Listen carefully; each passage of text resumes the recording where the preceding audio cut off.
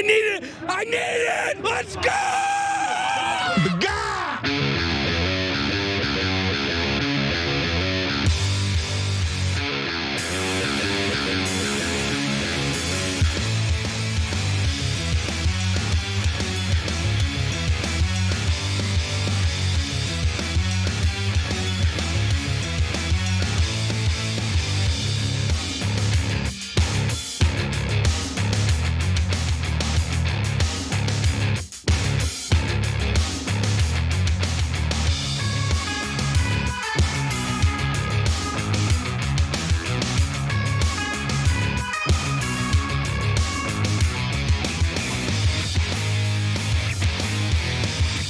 All right, welcome to the Young Turks. Cenk Uygur, Jordan Yule with you guys. Huge show ahead. Is the Secretary of Defense guilty of murder? Some Republican senators are beginning to wonder if that's true, that maybe he is. And then the FBI director, Kash Patel, in some trouble because he insisted on wearing a woman's FBI jacket with Velcro straps that he apparently didn't earn. There's more to that story, but it's a weird, puzzling story. But Kash Patel's a weird, puzzling figure. And then, are we on the brink of war with Venezuela? Today there was a White House meeting where Donald Trump gathered up all the idiots and loons that work for him to discuss whether they should go to war illegally. So lots to get to, and that's just the first hour. Wait till you get to the second hour. All right, Jordan, what are we starting with, brother? Well, let's start with Venezuela, Cenk. The Washington Post issued a devastating report that essentially paints Pete Hegseth's attack on a so-called Venezuelan drug boat as a war crime. And after initial denials, it looks like Caroline Leavitt is basically confirming that, yeah, it happened. Now, here's the headline, which claims that Hegseth told SEAL Team 6 to kill them all as two men clung to a stricken, burning ship targeted by SEAL Team 6. The Joint Special Operations Commander followed the Defense Secretary's order to leave no survivors. And The Intercept and CNN issued similar reports. In all, the boat was allegedly attacked 4 times, twice to kill the crew, and 2 more times to sink the boat. And I'll show you what the Trump administration said and what they are saying. But first, Cenk, what are your 2 cents here? Yeah, the 2 cents are, one, who gave the order? We're gonna give you some details and we're gonna tell you who the administration is throwing under the bus. And is that person guilty of a war crime and of homicide?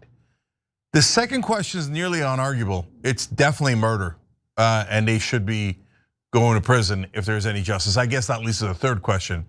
Will there ever be justice in America for someone powerful? Ever, ever. And this is a good case of that, and we'll find out if something as brazenly illegal as this is allowed to stand.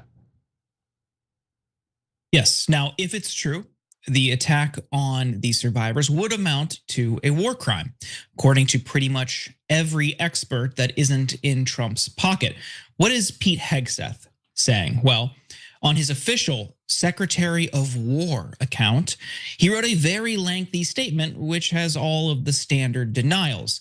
As usual, the fake news is delivering more fabricated, inflammatory, and derogatory reporting to discredit our incredible warriors fighting to protect the homeland. And I'll spare you the rest, which mentions Biden, drug cartels, and even people from Afghanistan. Meanwhile, on his personal account, he posted this: for your Christmas wish list, featuring Franklin the turtle. Now, I think that's very disparaging to Franklin. He's a peaceful turtle.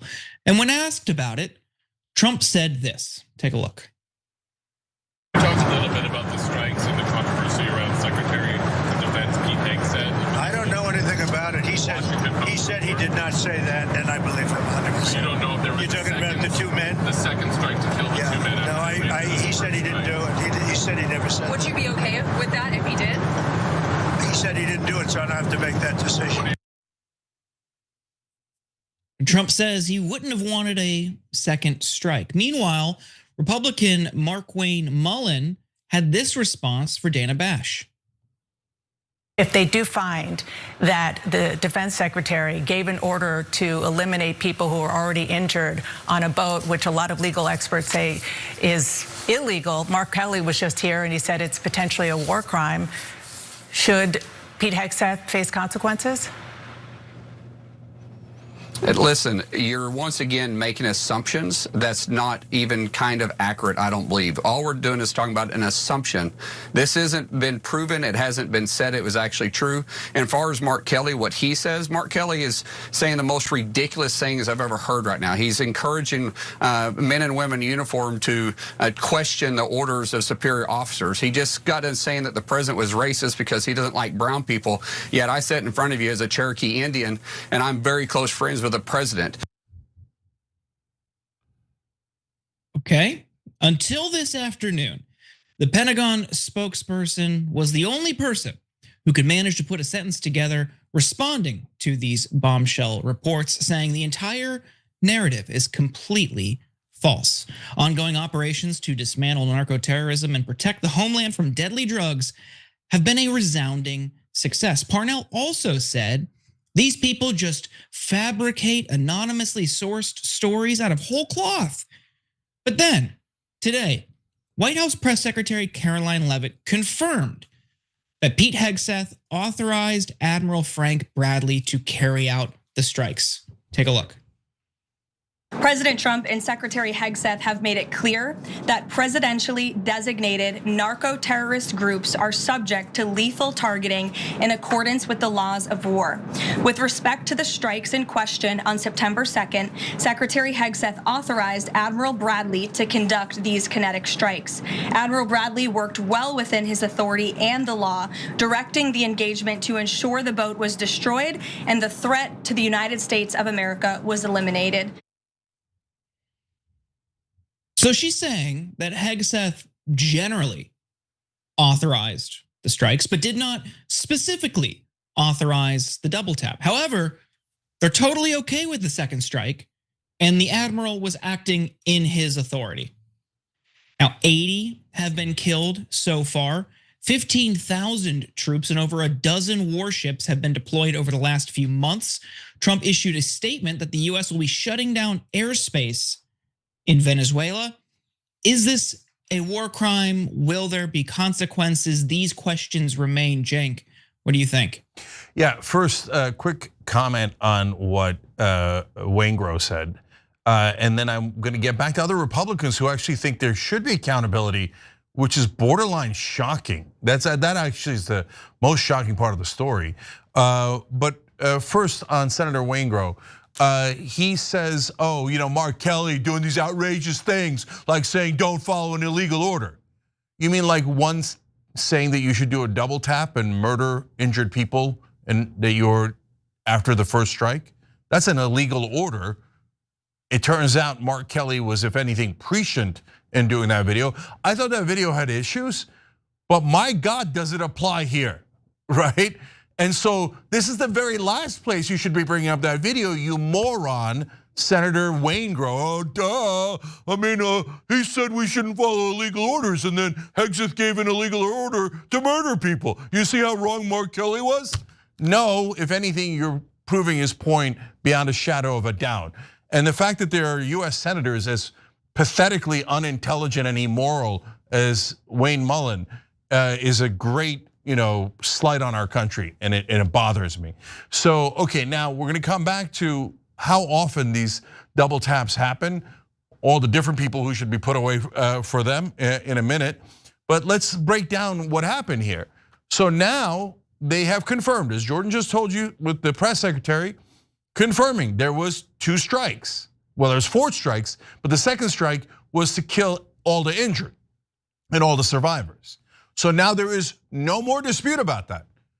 A second strike against survivors is definitely illegal under international law and under US law. There's a word for it. Put aside war crimes because it triggers people.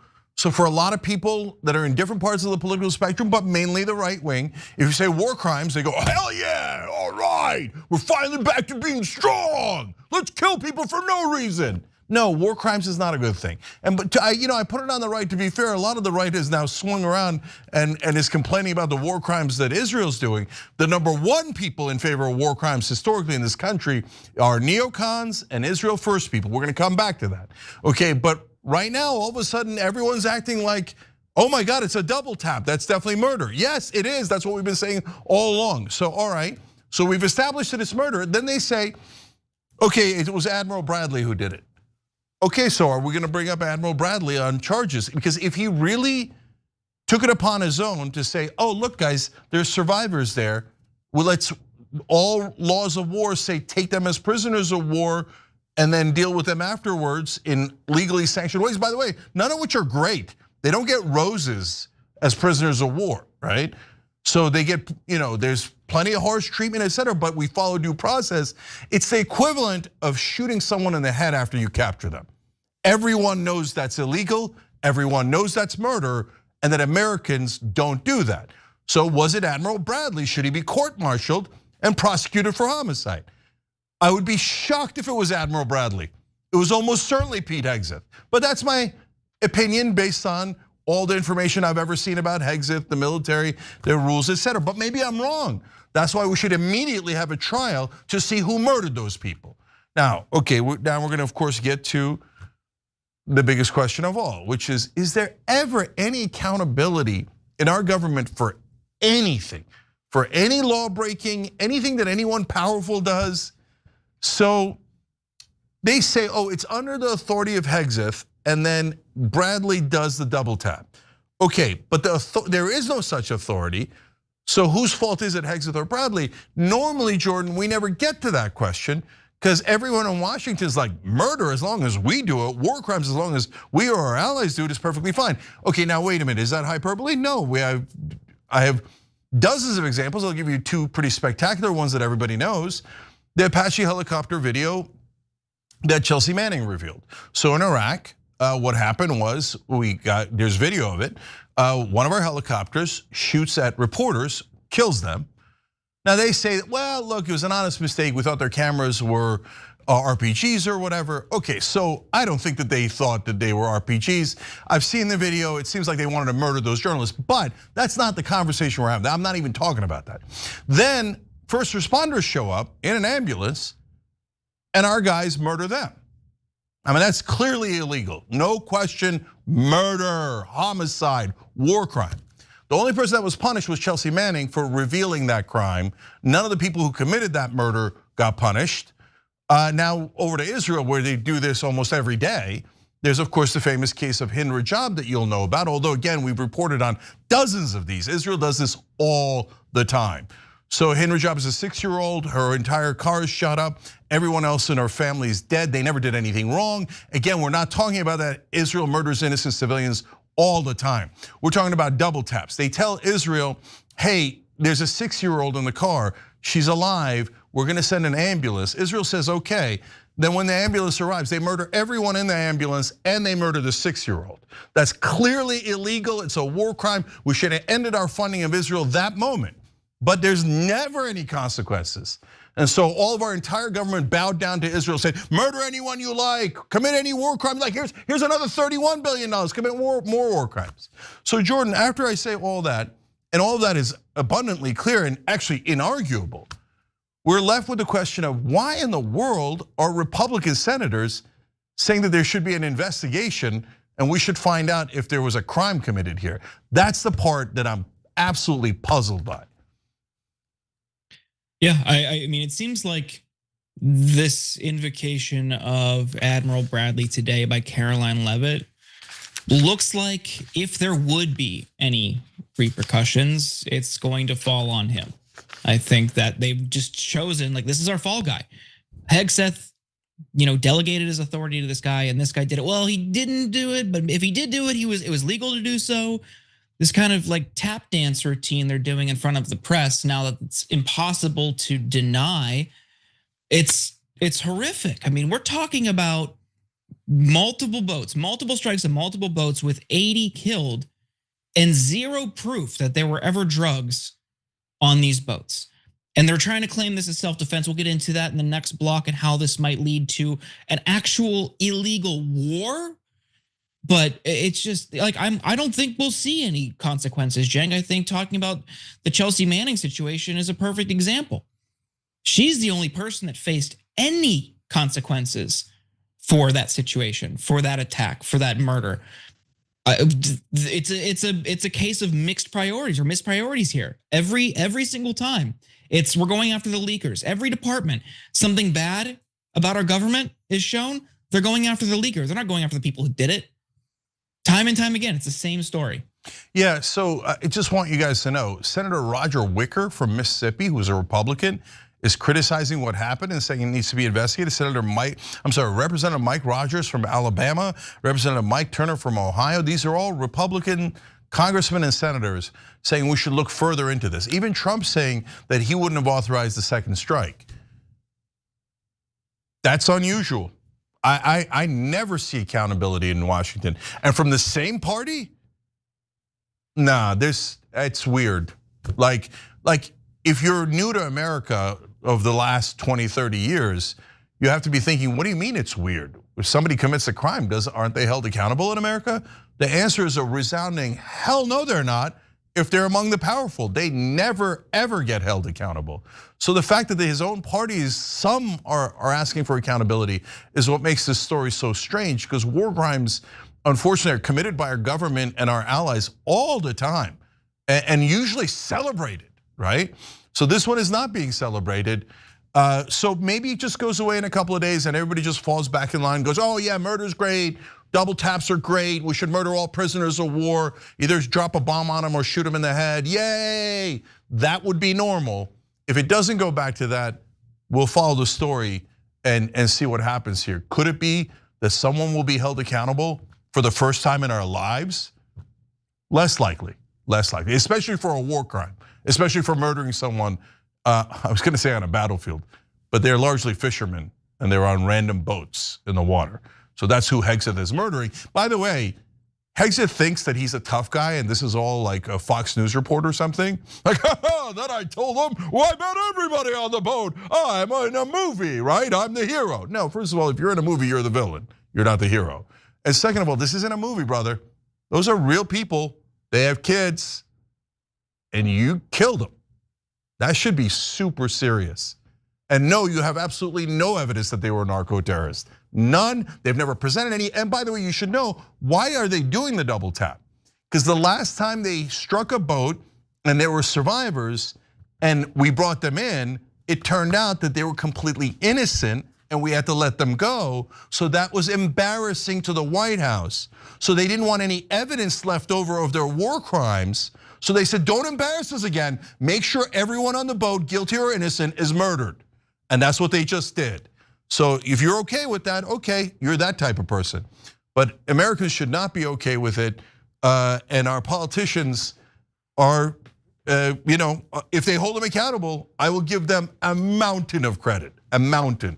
It'll be the first time it's ever happened in my lifetime. And I'll be shocked, I'll fall out of this chair. But I'm happy to see it, cross your fingers. But there's no way in the world they're gonna hold anyone accountable for this, even though it is an indisputable war crime. Okay. Yeah. Well, let's get to our next story, which I think informs how they are responding to this and how they'll act in the coming days and weeks. The question remains, are we going to war with Venezuela? Well, Trump's war hawks are all assembling as we speak to plan their next move. According to CNN, Trump is going to hold a meeting in the Oval Office. The guest list includes Secretary of Defense Pete Hegseth, Chairman of the Joint Chiefs of Staff General Dan Kane, and Secretary of State Marco Rubio are expected to attend, as well as White House Chief of Staff Susie Wiles and Deputy Chief of Staff Stephen Miller. Trump has already attacked very small boats while deploying very large boats. Here is a graphic representation of the US military presence. 15,000 troops have been sent to the area along with a major aircraft carrier and over a dozen ships in total. The Pentagon is calling it Operation Southern Spear. Trump also admitted to allowing the CIA to operate in Venezuela. The New York Times reported a few days ago that Trump had spoken directly with Venezuelan President Maduro. When asked about the call, here's Trump's response. The New York Times reported you had a phone call with Kadur. Did you? I want to comment on it. The answer is yes. And can you tell us a little bit No, about I can't do that. Mr. President? Did you say it went well? I would say it went well or badly. I think it went well. Now, some information about the call has been leaked. According to the Miami Herald, Trump issued a, quote, blunt warning. The US message to Maduro was direct. Safe passage would be guaranteed for him, his wife, and his son only if he agrees to resign right away. Maduro reportedly refused Trump's request, and that's the last time the two spoke, though Maduro allegedly wanted to continue the conversation. After Trump's announcement on Saturday that Venezuelan airspace should be considered closed in its entirety, the Maduro government attempted to place another call to Washington, but received no response. Trump has also warned that he would be stopping trafficking by land as well as by sea very soon. And again, another reminder with all of these conversations, Venezuela is not a major player in the global drug trade. Their neighbor, Colombia is, but not Venezuela. Cenk, the question is for you, are we going to war? So yeah, the question is Trump bluffing or not? So if he's bluffing and he pulls up all these warships and he does the angry call and says you got only a short time to live, you better turn yourself in and we'll give you safe passage for your wife and your kids, etc. And if it works and he leaves and then ExxonMobil's CEO becomes the new president of Venezuela, I guess all is well, a coup well done. I'm not in that camp. I don't want that. I think it's ridiculous that we meddle in other people's affairs and not for the benefit of America, but for the benefit of corporate donors who would like that oil, etc. But that's where the damage is limited. What if Maduro calls his bluff? And by the way, he's in the middle of calling his bluff because he said, according to reports, and again, we don't know if this is exactly right or not, but apparently what Maduro asked for was no safe passage for many others that are connected to the administration, like the blanket amnesty for anyone that was involved in his government, and maybe even not political control, but control over the Venezuelan troops. Because that second part's a joke. If you're in charge of the Venezuelan troops, you're in charge of Venezuela, right? So that's never going to be given. But the blanket amnesty, I don't know about. But he doesn't seem like he's saying, oh, okay, Daddy Trump, I'm so scared. Here, I'll run away, right? So if he doesn't run away and Trump's bluff gets called, if it was a bluff, then what does he do? Well, right now, there's a lot of senators asking, including Republican senators, hey, what are we doing? We never declared war on Venezuela. And hey, wait a minute, why are we going to war with rando Venezuela? Because of drugs? Okay, I mean, I don't want this to happen under any circumstance, but Mexico and Colombia are 10, 20, 200 times the issue with drugs. China with producing some of the parts for fentanyl is an issue. Afghanistan is a huge issue. Are we going back into Afghanistan? All those countries are a much bigger problem in the drug trade than Venezuela is. On the other hand, Venezuela has the largest oil reserve in the world. I'm sure a coinkydink. By the way, barely mentioned in mainstream media. Like, oh yeah, oh by the way, paragraph 15, largest oil reserve in the world. And according to reports, here comes more of a mystery. Maduro has already said, oh, you can take our oil, just don't kill me, right? All right, that's already horrific. Like this is the kind of diplomacy we're doing on behalf of corporations, not us. But again, the damage would be a little bit limited there, but we apparently didn't take his offer. So at the end of the day, everybody's scratching their heads, Jordan, going, what the hell's going on here? Is he really gonna invade Venezuela? That sounds mental, but he's definitely threatening to. So what do you think? Do you think he's gonna do it or not? Yeah, I absolutely think he's going to do it because it's not about stopping drugs. It's not about protecting the homeland. It's about oil. And I think you can see, I mean, they're openly admitting it. Today we had yet another example. This might be something worth covering tomorrow night. It happened shortly before the show. But Representative Maria Salazar of Florida was on CNN today openly celebrating a potential $1 trillion windfall for US oil companies if Maduro is ousted. I mean, they're not even trying to pretend like it's about some abstract concept or notion of freedom or liberty like they did in the Middle East in the 2000s. The war on terror, of course, it was a front for oil companies and other resources. Here, they've wanted Venezuela's oil for years, Jank, and now they're openly saying it on air as the president holds cabinet meetings or meetings in the Oval Office about declaring war with Venezuela. I don't see any circumstance where we don't illegally go to war with Venezuela and conduct a regime change operation to oust Maduro. The big oil has wanted this for years, and Trump is finally going to give it to him. Yeah, well, there's two things about that. One is, like, if they do it, it'll be an epic disaster. I mean, guerrilla warfare in the streets of Caracas. What, have we lost our minds? Why in God's green earth would we do that?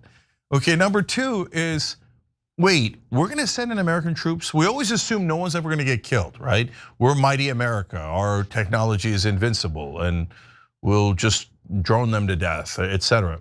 But they told us Iraq would be easy and we would be greeted as liberators, and thousands of American boys died there. So the minute one American troop dies in Venezuela, that is a person, an American citizen who died on behalf of ExxonMobil. And that's insane. And the American people should not tolerate that. They're openly broadcasting, we are not doing this for Americans. We don't give a goddamn about you guys. We're doing it for the oil companies and the $1 trillion they're gonna make. And by the way, some very small percentage they're gonna kick back in legalized bribes to all those people in Congress and to the president, etc. One of the biggest donors for Trump in this election cycle was the oil companies. But the second thing, so if it was just that, Jordan, easy peasy. I get it. And I've been through this movie before. We've been on air so long. We covered the Iraq war before it began. We were one of the only 2 shows nationally that said don't go in. It's a trap. And Admiral Akbar wouldn't listen. So now here we are again. So that's the easy part. The hard part is, but Grinnell, like Richard Grinnell, top Trump guy who went to negotiate with Maduro, came back and said Maduro will give us the oil. So there's apparently a second thing. Well, I don't know what the second motivation is, and I see some people now in Washington scratching their heads going, wait, we all got our bribes. Maduro said he's gonna give us the oil, not us, of course, but our beloved corporate donors. So where's the question? And I think there's a second question here. It might be just Marco Rubio, and it might be people discovering, is this because Marco Rubio wants to topple Venezuela so he can topple Cuba, so he can go brag to his parents? Oh, mommy and daddy, I got the big bad communists. We're gonna get our casinos back. Is that what this is about? I don't get it. Or maybe the original story about how Grinnell got them to give the oil rights or get that concession was not correct. But one of those two things. Yeah. I think the most likely scenario is that that's not true. The Grinnell claim is not true. And they also don't want to have to worry about, increased tensions later down the line and maybe Maduro changing his mind. Just for them, they've wanted him out. They wanted Chavez out. They didn't get that. They've tried to prop up people in elections before. It was unsuccessful. I think they just want to get rid of this, like the extension of this Bolivarian revolution in Venezuela, oust Maduro, put in their own figure who will be more amenable to US interests and ultimately US oil companies. But okay, we definitely have to take a break. Yeah, hold on. I got one last prediction here. If we actually go to war with Venezuela, not if Maduro steps aside or we get some sort of concession, right? But we actually start launching bombs and we put guys on the ground in Venezuela, then that's the easiest prediction I'll ever make. It'll end Trump. It'll be such a political disaster that he won't be able to recover from it, because that's the most outrageous mental war that I've ever seen, completely and utterly unnecessary, done 100% because of corruption to help his donors. And once American soldiers start dying, people will be absolutely livid and including his own base. They'll be more furious than he has any idea. And it's not just about Trump. Washington won't know what hit him if they actually start this war with Venezuela, because everyone knows it's totally based on lies and very thin lies about drugs and fentanyl. There's no fentanyl coming from Venezuela. There's barely any cocaine coming from Venezuela. Cocaine is Colombia, fentanyl is Mexico and China. This is all garbage. And everybody knows it. And if you murder more American troops on behalf of your corporate donors, there's going to be political hell to pay. And I guarantee it. All right, now let's take a break. How do you get up in the morning and put your pants on? I just do it.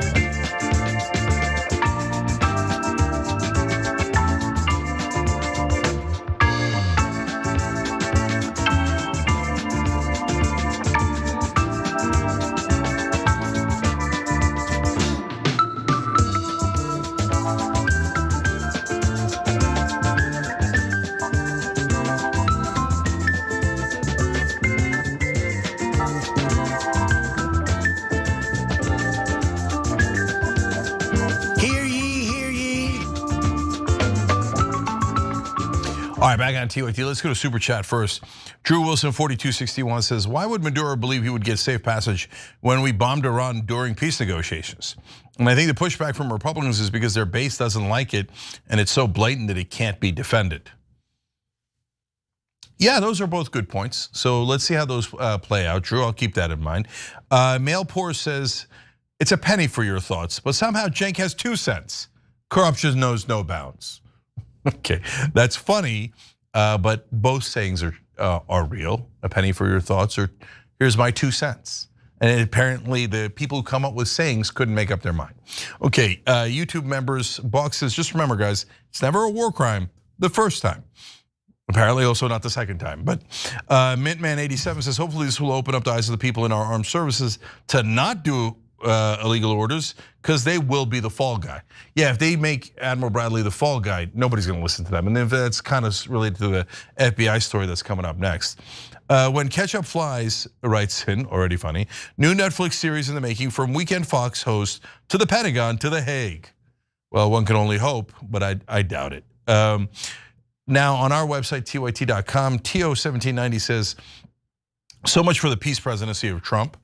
I like this random one. Hedgehog Dragon says, I know today is an Operation Joy day, but I gotta share some joy. On Saturday, my best friend and I went out for a bike ride. We didn't go very far, my friend's a bit out of shape, but we're going to be going for a ride every weekend until it gets too hot in the summer.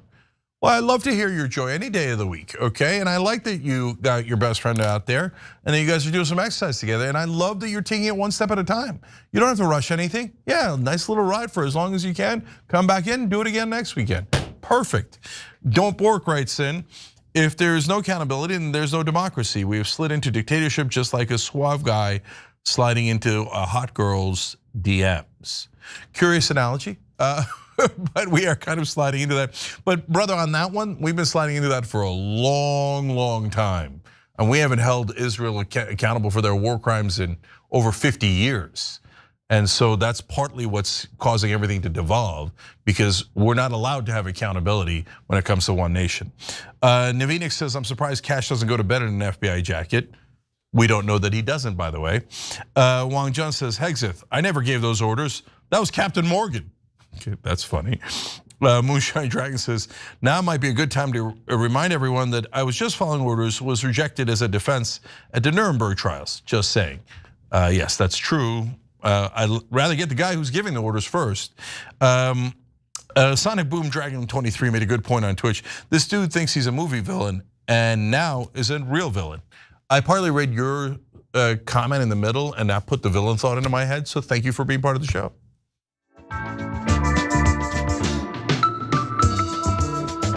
Hear ye, I love cows.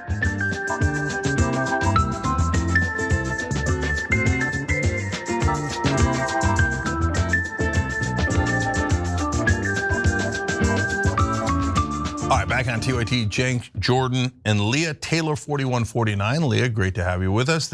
She hit that big, beautiful join button underneath the video on YouTube. These American Heroes gifted membership on YouTube. CDN Norse Dog Dad and Male Pores gifted 1, and With It Gal gifted 5 because she's with it. You guys are amazing. We love you. We love doing the show with you guys. Great to have you back after Thanksgiving. And one thing, speaking of timing, so Medicare enrollment ends December 7th. So now that's less than a week away. So if you're gonna do it, you gotta do it now, sometime in the next week. Make sure that you're on the right Medicare plan. So we've researched it and we think Chapter is the best place to make sure you're on the right Medicare plan. And if you are, by the way, they tell you and you get peace of mind. They don't get commission from you guys, so it's free. And they can't find out who they're getting the commission from, so it's honest. So it's a free 20-minute call. On average, it has saved people $1,100 per year. So call Chapter at 707-TYT-HELP. Fly in on a 707 and get TYT's help through Chapter, 707-TYT-HELP. All right, Jordan, what's next? A new leaked report based on 24 confidential sources within the FBI describes FBI Director Kash Patel as, quote, in over his head, and the FBI as paralyzed by fear and with low morale. We have more, including a very embarrassing anecdote about Patel's behavior the day after Charlie Kirk died. But Cenk, first, your 2 cents here. Yeah, I think that this story is important because of the lesson that it tells. Because when you start political witch hunts, what are the consequences that flow from that? Well, we're gonna find that out in this story, and you're gonna find out that it could be a massive problem for the American people because it grinds law enforcement to a halt. Let's find out why. Now, the leak of an assessment report, which was prepared for the House and Senate Judiciary Committees, gives us a clearer picture of the mess that Patel has created within the FBI. Again, this pulls from the personal accounts of 24 people within the Bureau, and they accuse Patel of lacking the experience to lead the FBI, and that managers will not take initiative without explicit direction for fear of being fired. Patel's first 6 months have produced a troubling picture of an organization described by insiders as a rudderless ship, with 2 sources independently characterizing the director as being in over his head. One stated Patel lacks the requisite knowledge or deep understanding of all the FBI's unique and complex investigative and intelligence programs.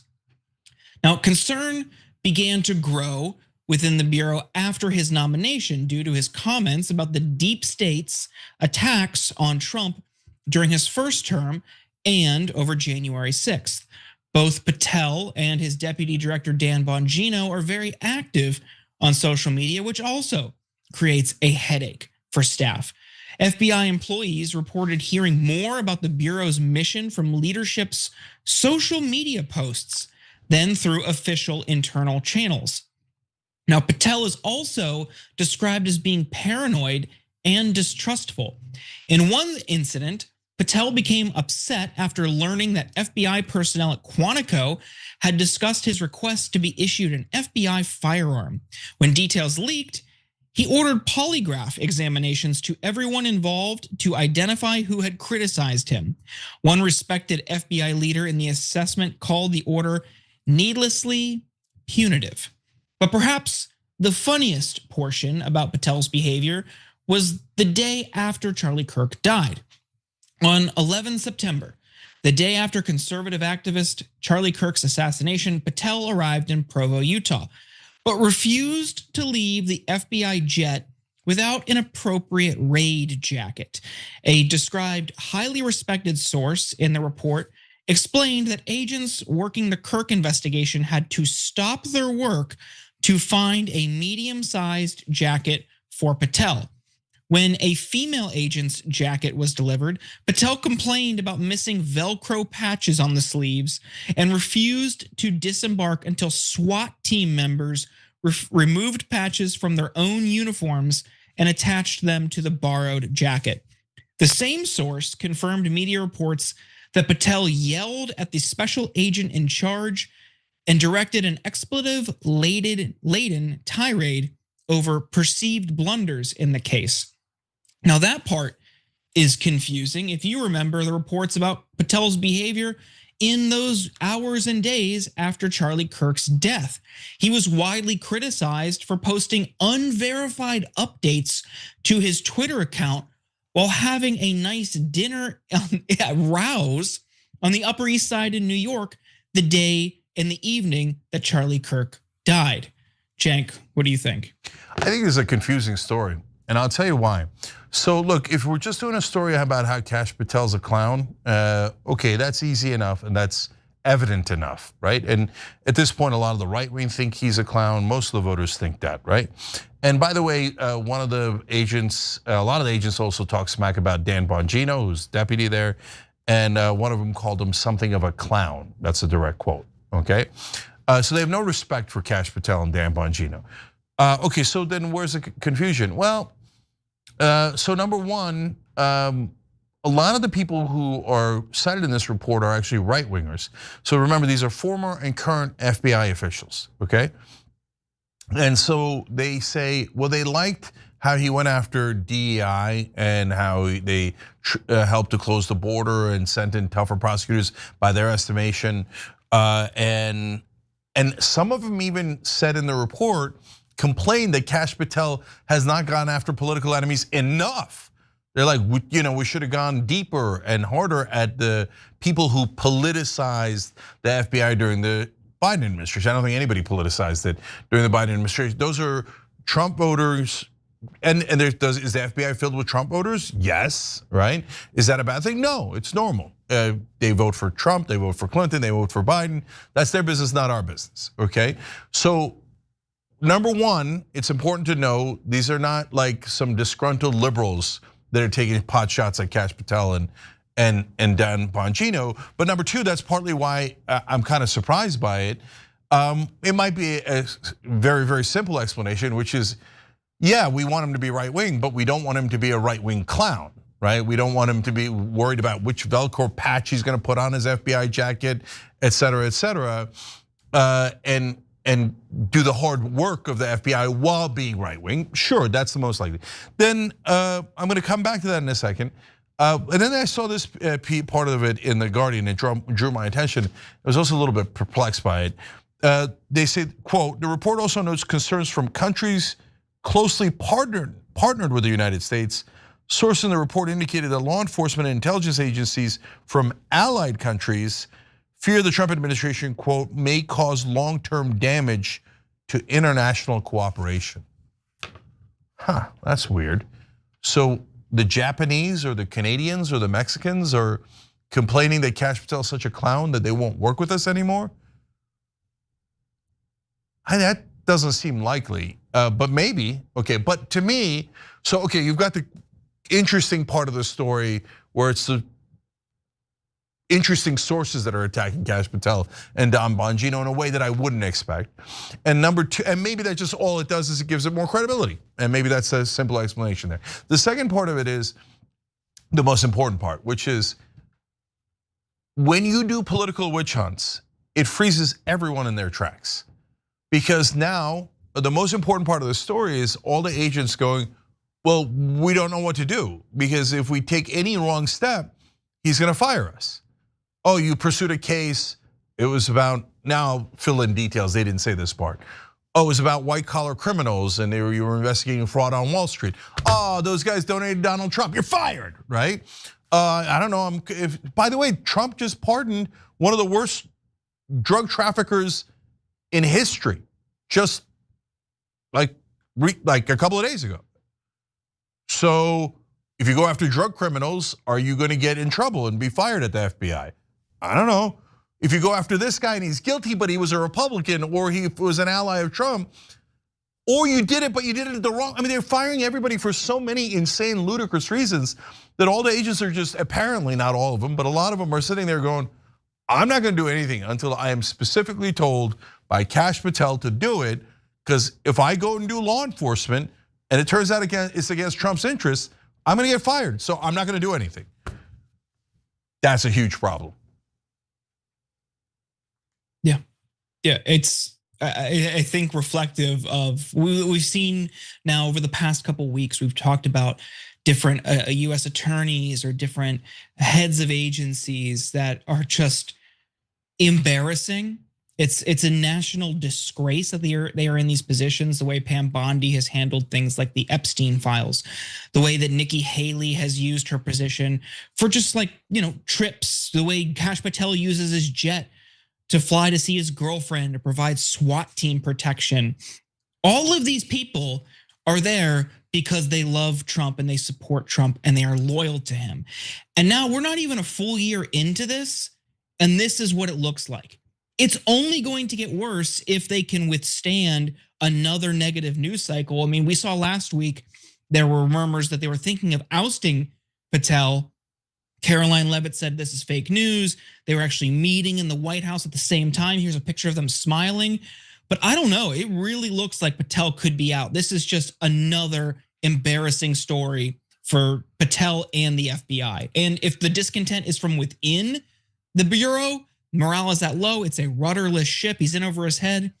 Seems like just cause. And then Trump gets another loyalist to replace him in Dan Bongino.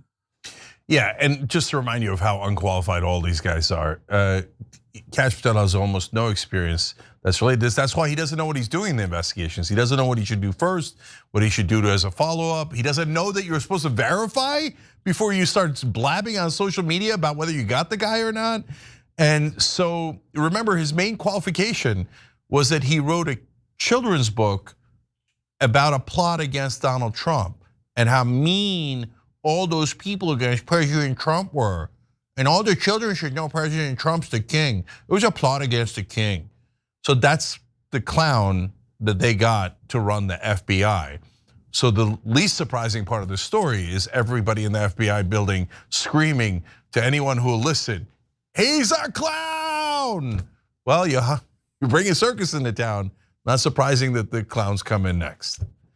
All right, we got to take a quick break here. When we come back, Donald Trump calls Tim Walz something, and you might think, well, okay, that's Donald Trump being Donald Trump. No, his statement is more unhinged than usual, to the point where I'm a tiny bit worried about him, and he loses something politically from that attack that you might not expect at all. So, a really interesting story when we return.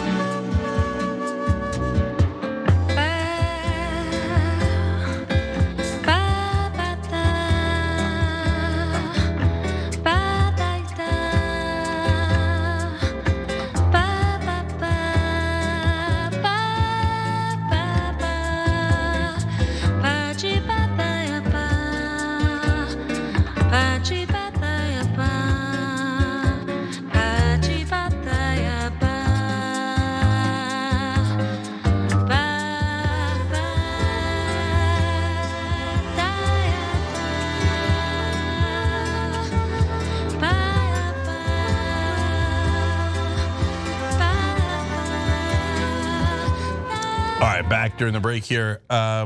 Rainey with a Chance of Corruption writes in on a YouTube member section. They literally just trolled social media and went after regular people who posted mean things about them. They aren't agents, they're trolls with bigger computers. A lot of truth to that. On Twitch, Octo Squiddy says, every president since the Geneva Convention has done international crimes. It's a bit late to start pointing fingers just at the Trump administration. I hear you, but killing prisoners of war or killing people who have surrendered, it's an extra layer. Right, but I'm right there with you that I'm shocked that some of the Republican senators claim that they're shocked. Really, Civic Folly 86 says Trump is pulling a Reagan. He's going to start a war and blame it on the last administration. No, he can do that, but it's not going to work. It's not even going to work with his own base. When they do polling on Trump talking about how it's Biden's fault that we continue to have inflation, even Republicans are like, no, I don't think so. Yeah, that's stupid. No, you've been in office for a year. It's definitely your fault. And if he starts a war with Venezuela and he's like, oh, Biden made me do it, people are gonna laugh their asses off, right? just saying in Turkish, which could go in a couple of different ways, but I'm laughing at you with my ass. Okay, and that's what's gonna happen to Trump if he claims Biden made him invade Venezuela. All right, now we go to our TYT.com members. Osmos Prophet says career agents at this point are just trying not to lose the pension. Yeah, I mean, in one of the other stories that we're gonna deliver for you guys, you see people, I mean, you have the FBI story where everybody's frozen and they don't wanna lose their pension, et cetera. In another case, the US Attorney's Office, they put a career prosecutor in her place. The judges did, and the career prosecutor didn't do anything wrong. And they had no beef with that person before, they fired him. Why? Because judges installed her instead of Alina Habba. It's unbelievable. They'll fire anybody over the dumbest tribal cult corrupt things. So we're gonna see if it has any consequences with their voters. But it looks like in the polling, it certainly has already. Tap, tap, tap, is this mic on, says, whenever Trump speaks or types anything, I can't be the only one who thinks, please, can someone take the microphone away from grandpa? Yeah, especially the social media. Don Data Dragon says, Kash is there purposely to be dumb. They don't want a real cop there. Him worrying more about the Velcro than the actual crime is a feature, not the bug. White collar criminals controlling the FBI has been a part of that agency since the days of J. Edgar Hoover. All good points and all true. By the way, guys, I need you to panic. There is a Cyber Monday sale on Shop TYT. It's 20% off. It's huge. ShopTYT.com. We'll be right back.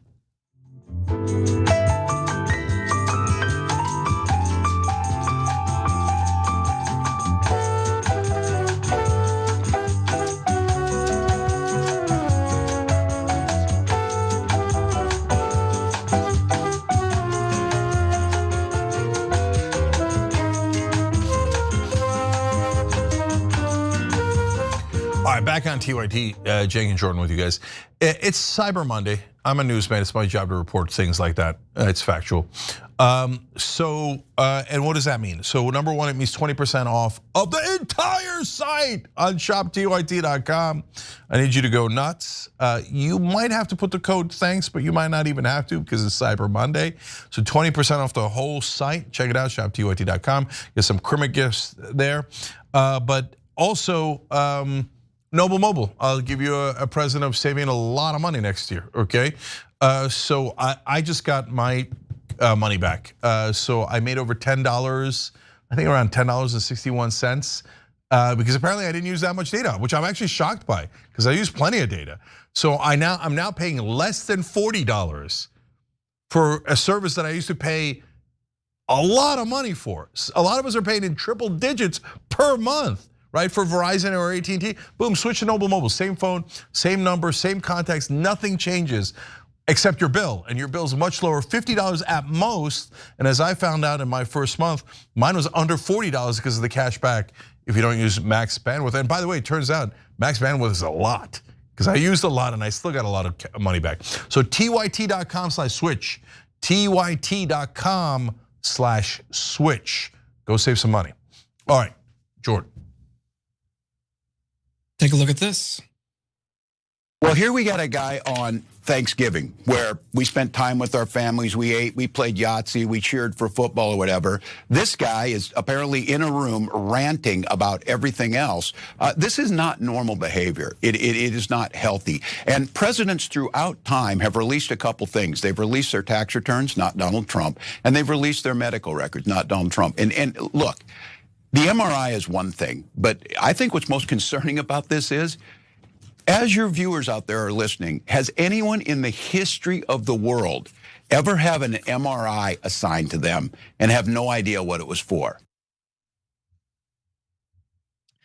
Over the Thanksgiving weekend, President Donald Trump traded barbs with Minnesota Governor Tim Walz, leading to slurs being thrown and MRI results potentially coming out. Now, Cenk, your 2 cents before we get into the details. Yeah, look, I'm less offended by words than other people are. So I get the R word was thrown around here and it's gonna have political consequences. But what I'm more worried about is the unhinged posts from Trump altogether. We're gonna read you big sections of it because it's really crazy. And we really shouldn't have a crazy president. So, but you can judge for yourself because we're gonna read the sections for you and look at it together. And we'll tell you about the political fallout for all sides. Yeah. Now this all started on Thanksgiving with a lengthy post from the president on Truth Social. He wrote, "A very happy Thanksgiving salutation to all of our great American citizens and patriots who have been so nice in allowing our country to be divided, disrupted, carved up, murdered, beaten, mugged, and laughed at, along with certain other foolish countries throughout the world for being, quote, politically correct and just plain stupid when it comes to immigration. The official United States foreign population stands at 53 million people, census, most of which are on welfare from failed nations or from prisons, mental institutions, gangs, or drug cartels. They and their children are supported through massive payments from patriotic American citizens who, because of their beautiful hearts, do not want to openly complain or cause trouble in any way, shape, or form. They put up with what has happened to our country, but it's eating them alive to do so. As an example, hundreds of thousands of refugees from Somalia are completely taking over the once great state of Minnesota. Somalian gangs are roving the streets looking for prey as our wonderful people stay locked in their apartments and houses, hoping against hope that they will be left alone. The seriously blank governor of Minnesota, Tim Walz, does nothing, either through fear, incompetence, or both. Now, while Minnesota does have the largest Somali population in the US, they only make up 1.1% of the state's population, according to the US Census. Many people did have a problem with the president's brazen use of the R word, which is seen by many as an insensitive slur, which we'll get to a bit later. But for now, we'll focus on Walz's response, who simply replied with, "Release the MRI results." This being in reference to the mysterious MRI Trump underwent during a visit to Walter Reed Medical Center in October. In a summary of Trump's last known physical exam performed on October 10th, White House physician Dr. Sean Barbella revealed that the 79-year-old president underwent lab testing, advanced imaging, and preventative health assessments as part of his ongoing health maintenance plan. Trump seemingly revealed the type of imaging that was performed while speaking to reporters on Air Force One on October 27th. "I got an MRI," he said at the time. "It was perfect." But the White House has not offered more information about how comprehensive the body scans were, nor clarified why the tests were run out of sync with the president's annual physical exam in April. Now, in response to Walz's demand, Trump seemingly said he will release the results of his MRI, despite still not knowing what it was for. Take a look. MRIs are very, Governor Walz asked you to release the MRI records. Will you tell us what it was Governor for? Walz, you mean the incompetent Governor Walz? So if they want to release it, it's okay with me to release it. It's perfect. What were they It's like looking my for? phone call where I got impeached. It's absolutely perfect. So if you want to hear about it or if you want to release it, you want to have it released? Yes, News Nation, please. failing News Nation. Oh, sir, we're not failing. News Nation is doing lousy, by the way. But if you want to have it released, I'll release it. Please, can you tell us what they were looking at? For what, releasing? No. What part of your body was the MRI looking I at? have no idea. It was just an MRI. What part of the body? It wasn't the brain because I took a cognitive test and I aced it. I got a perfect mark, which you would be incapable of doing. Okay, well, Caroline Leavitt, you could say released the results, whether you believe them or not, but said it was a normal routine checkup, she said it was to check the state of his cardiovascular and abdominal health, which she says is normal for people of his age group. Cenk, do you believe that? Yeah, I kind of believe them on the MRI because they're saying, "Oh, we're going to release it right away," right? And he said, "Oh, it's perfect." Usually when there's something wrong, like remember when he started having those splotches on his hands and he's got that vein problem, and then they hit it like crazy. They're like, "There's nothing wrong. What do you mean? There's no orange makeup on our hand, and no, our hand's fine. Our veins are fine. I don't know what you're talking about, right?" That's this one. They're like, "MRI. We're handing out dozens of copies tomorrow." So I suspect that one's okay, based on the context clues. Again, we'll come back to the R word. Other people are more offended than I am about that. But to me, the truly offensive stuff is what Jordan read to you in his Truth Social post. I just want to break it down a little bit more, right? So, okay, Somalis, they're all looking to prey on you in the streets. I mean, come on, guys, how is this not demagoguing, right? And so there are hundreds of thousands of them. There's approximately 60,000 in Minnesota. So just making up numbers as he always does, right? And they're swarming all over Minnesota, 1.1% of the population. He says the immigrants are here and they've carved up, murdered, beaten, mugged the country and laughed at us. Okay. So this is demagoguing 101. The immigrants, your real problem is not my donors who have rigged all the rules to rob you blind over the last 50 years so your wages never go up, but your drug prices and every other price goes up astronomically and destroys your lifestyle. Don't look at them.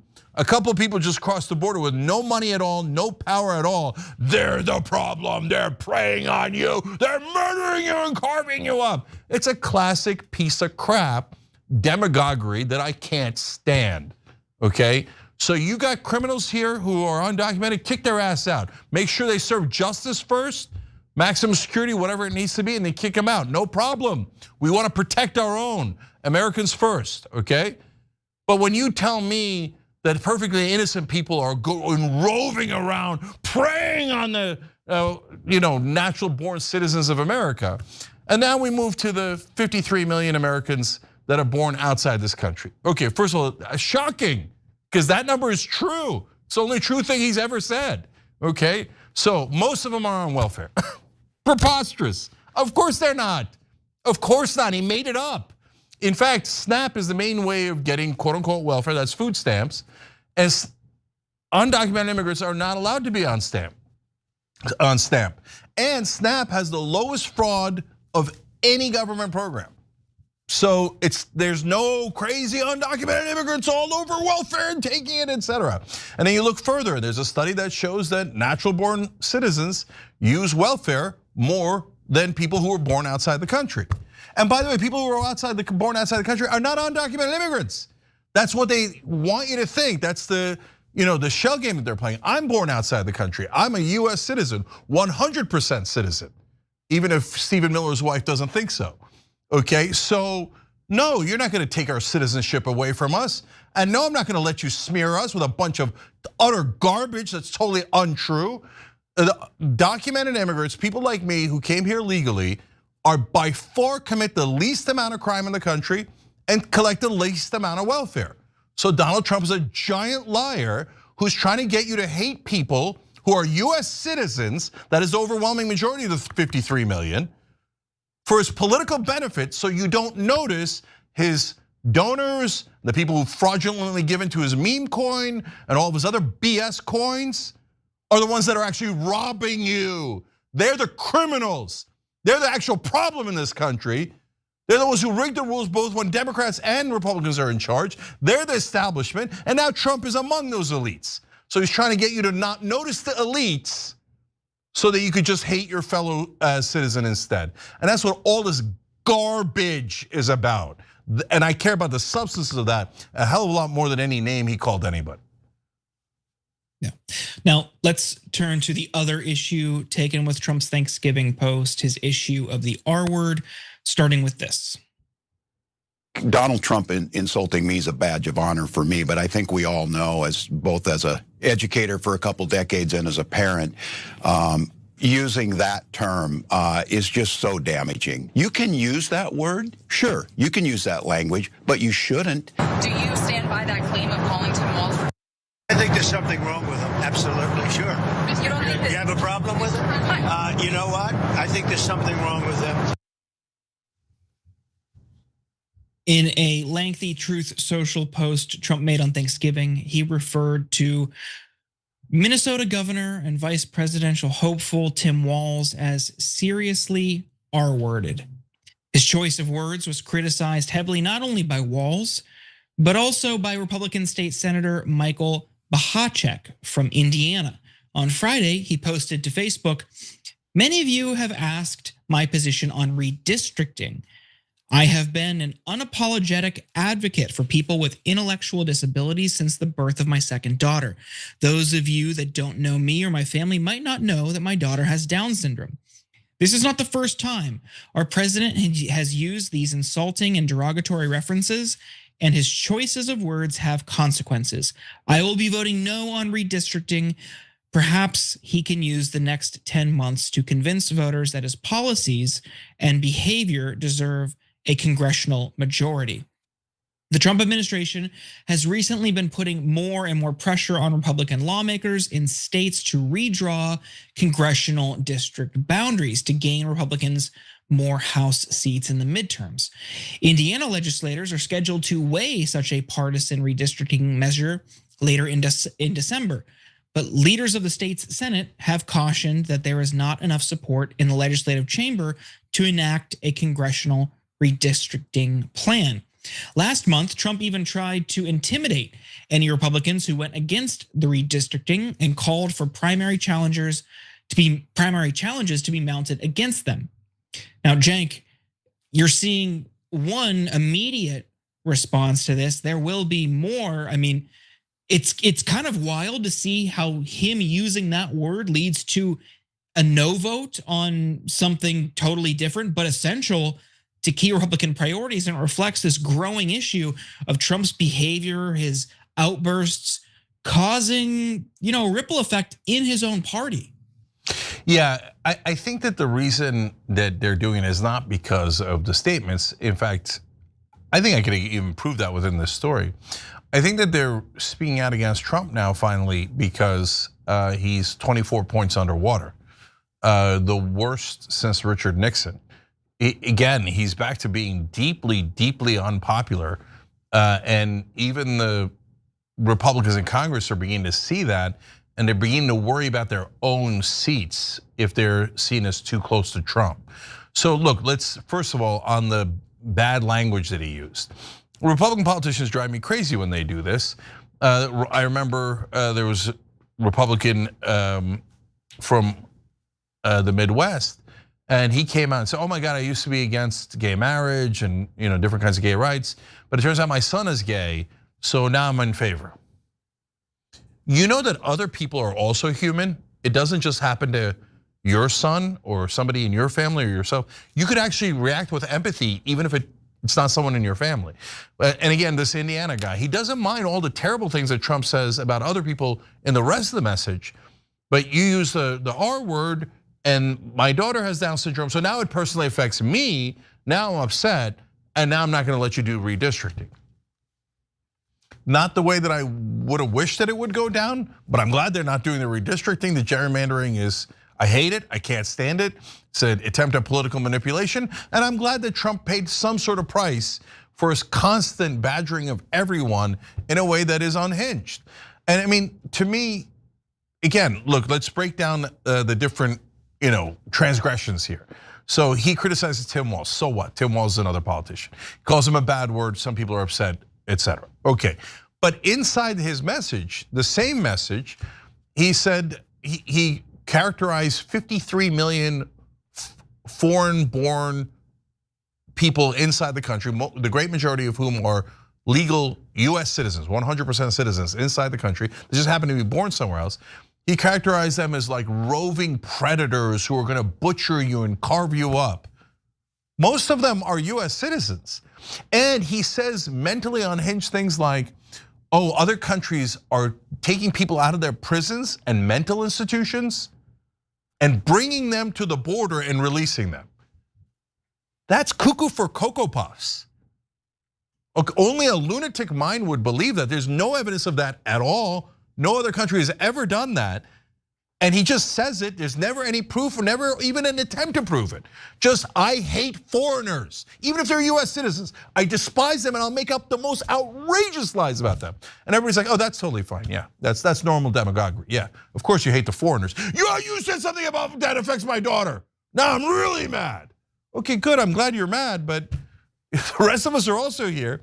And if you get a sense of, from all the demagoguery that you hear nonstop about people who weren't born here, oh my God, it's just a storm. Oh my God, there's 53 million people. 16% of the country is foreign born. Again, the overwhelming majority of them are citizens. Who gives a damn where they were born? I know, some do. By the way, if you do and you're like, no, national blood and soil. I know, yeah, okay, but be careful about what you're saying. Okay, but all right, we've decided that we allow citizenship here. But no, we're gonna demagogue about those people anyway, who are good people, etc. And because it's out of control, is it? Canada's rate is 22%. Switzerland and Australia are 29% and 30% foreign born. And that's why Switzerland is a madhouse. You see how they can't control anything. Canada and Australia are riddled with crime. Oh right, none of those things happen because it's all BS, made up junk for inside of Donald Trump's crazed mind. If there's one person who's crazed here, it isn't Tim Walz, it's definitely Donald Trump. I mean, I'm just really curious to see how these redistricting fights go. I mean, I don't think this will be the one issue that causes defections. I think it's going to be, like you said, his unpopularity. They don't really want to fall on this unprecedented hill. Like Texas is just a unique beast. They're explicitly saying we're doing this so we can get more seats. It's going to be a lot harder in some of these other states. I mean, Indiana is a purely red state, but some of the other ones they might try this in.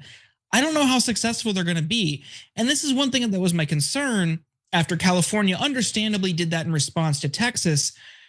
I was just worried it was going to be a race to the bottom. And then you see more and more states doing this mid-decade redistricting, and it puts us even farther away from a system free of partisan gerrymandering. And I don't know how it's going to look in the midterms, but hopefully more outbursts, more bad behavior, more unpopularity, more bad polling for Trump dissuades Republicans from jumping on.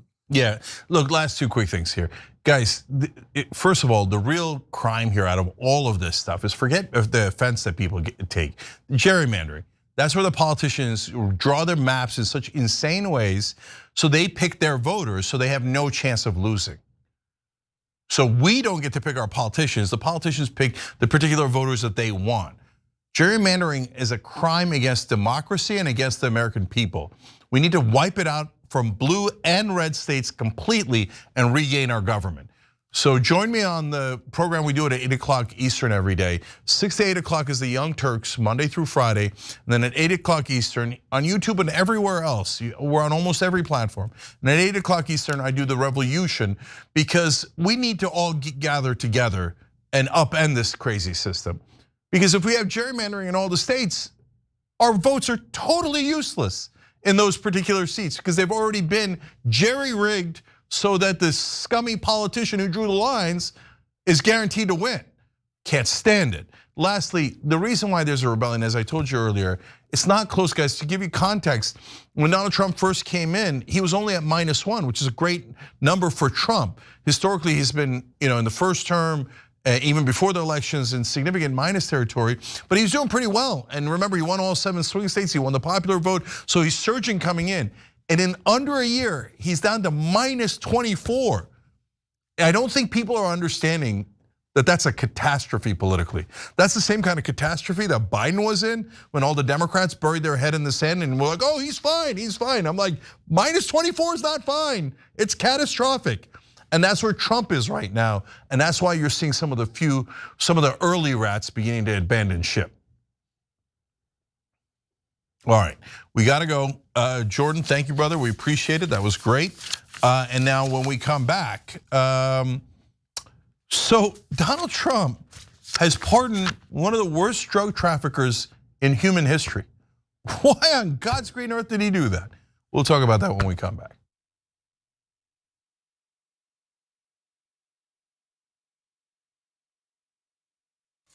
They failed us. And if you're not angry about that, Michael, and any of you out there, then you're damn wrong, because you should be angry.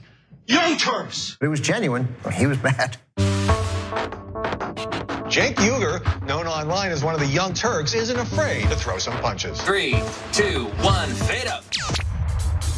Cenk the Turk Uygur. What kind of TV station is this? The whole point is for me to yell and scream and tell you what I think. It was right out of like Wayne's World. This guy on this little rinky-dink website is speaking truth to power. We've been averaging 600,000 views a day, beating most of the cable shows in America. We're the largest online news show in the world. We're celebrating our 1 billionth view. Television, we're coming. More politics ahead with Cenk Uygur. He knew that the MSNBC opportunity was an experiment. And fill-in host beat CNN and headline news combined. At some point, they want to give me a show.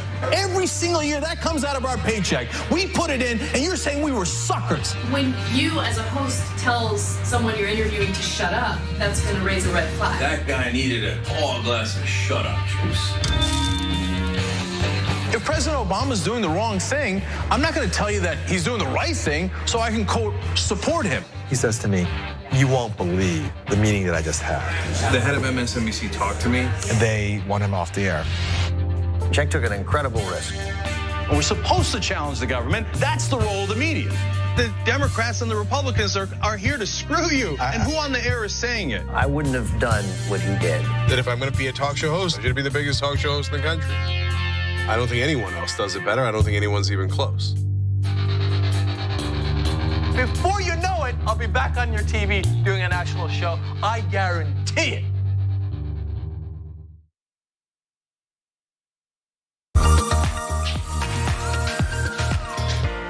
Magic. It's showtime. And say 45 minutes. I'm hosting today. Now, I know what you're thinking, Jay, your face is already perfect, but you know what? I still need to apply some makeup. I went through this process, right, a few years ago, when I realized that I was gonna have to wear makeup on the show. I had to go through, like, finding out what my undertones were. You guys know what those are? I got my MAC Cosmetics. It says SPF 15 foundation, broad spectrum.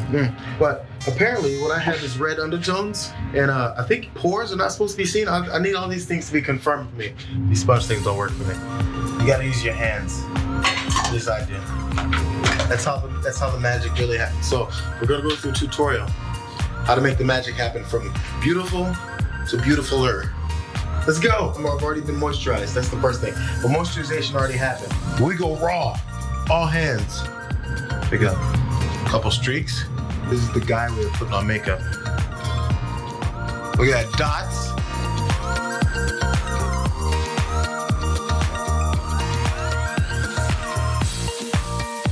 There's some shiny points that generally happen. First of all, here we go. You dust here. I'm putting way too much, but you dust.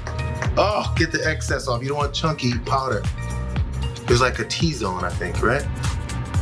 Mine is a double T-zone. Because I went middle and another cross. Make sure your nose isn't all shiny. People get on you for it. They'll say, that's not a good point you made on there, JR. Your nose is shiny. You guys are picky like that sometimes. I think that's about it, fellas and ladies. See you guys next time. Bitsies.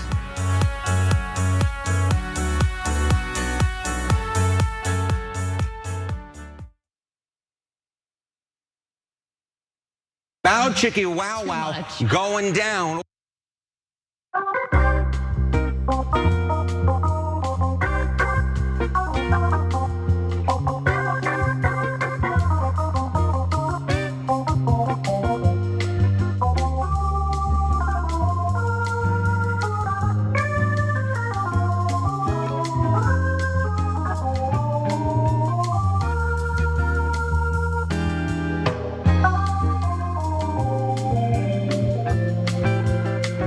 All right, back on the Young Turks, Cenk Uygur, Michael Schur with you guys. Also, Patty Green, JH7FP.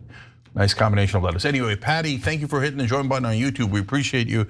And Jed Cusack, thank you for gifting one membership on YouTube as well. You guys are awesome. TYT.com/join, annual membership. You get a couple of months off. Good time to get an annual membership. So check out TYT.com/join. And 20% off of shoptyt.com. So lots to get to, lots of great Christmas presents to hand out. And now we're handing out news stories like they're Christmas presents. Do we have a Cyber Monday or anything here? Yeah, the Cyber Monday is 20% off the entire site. Oh, right.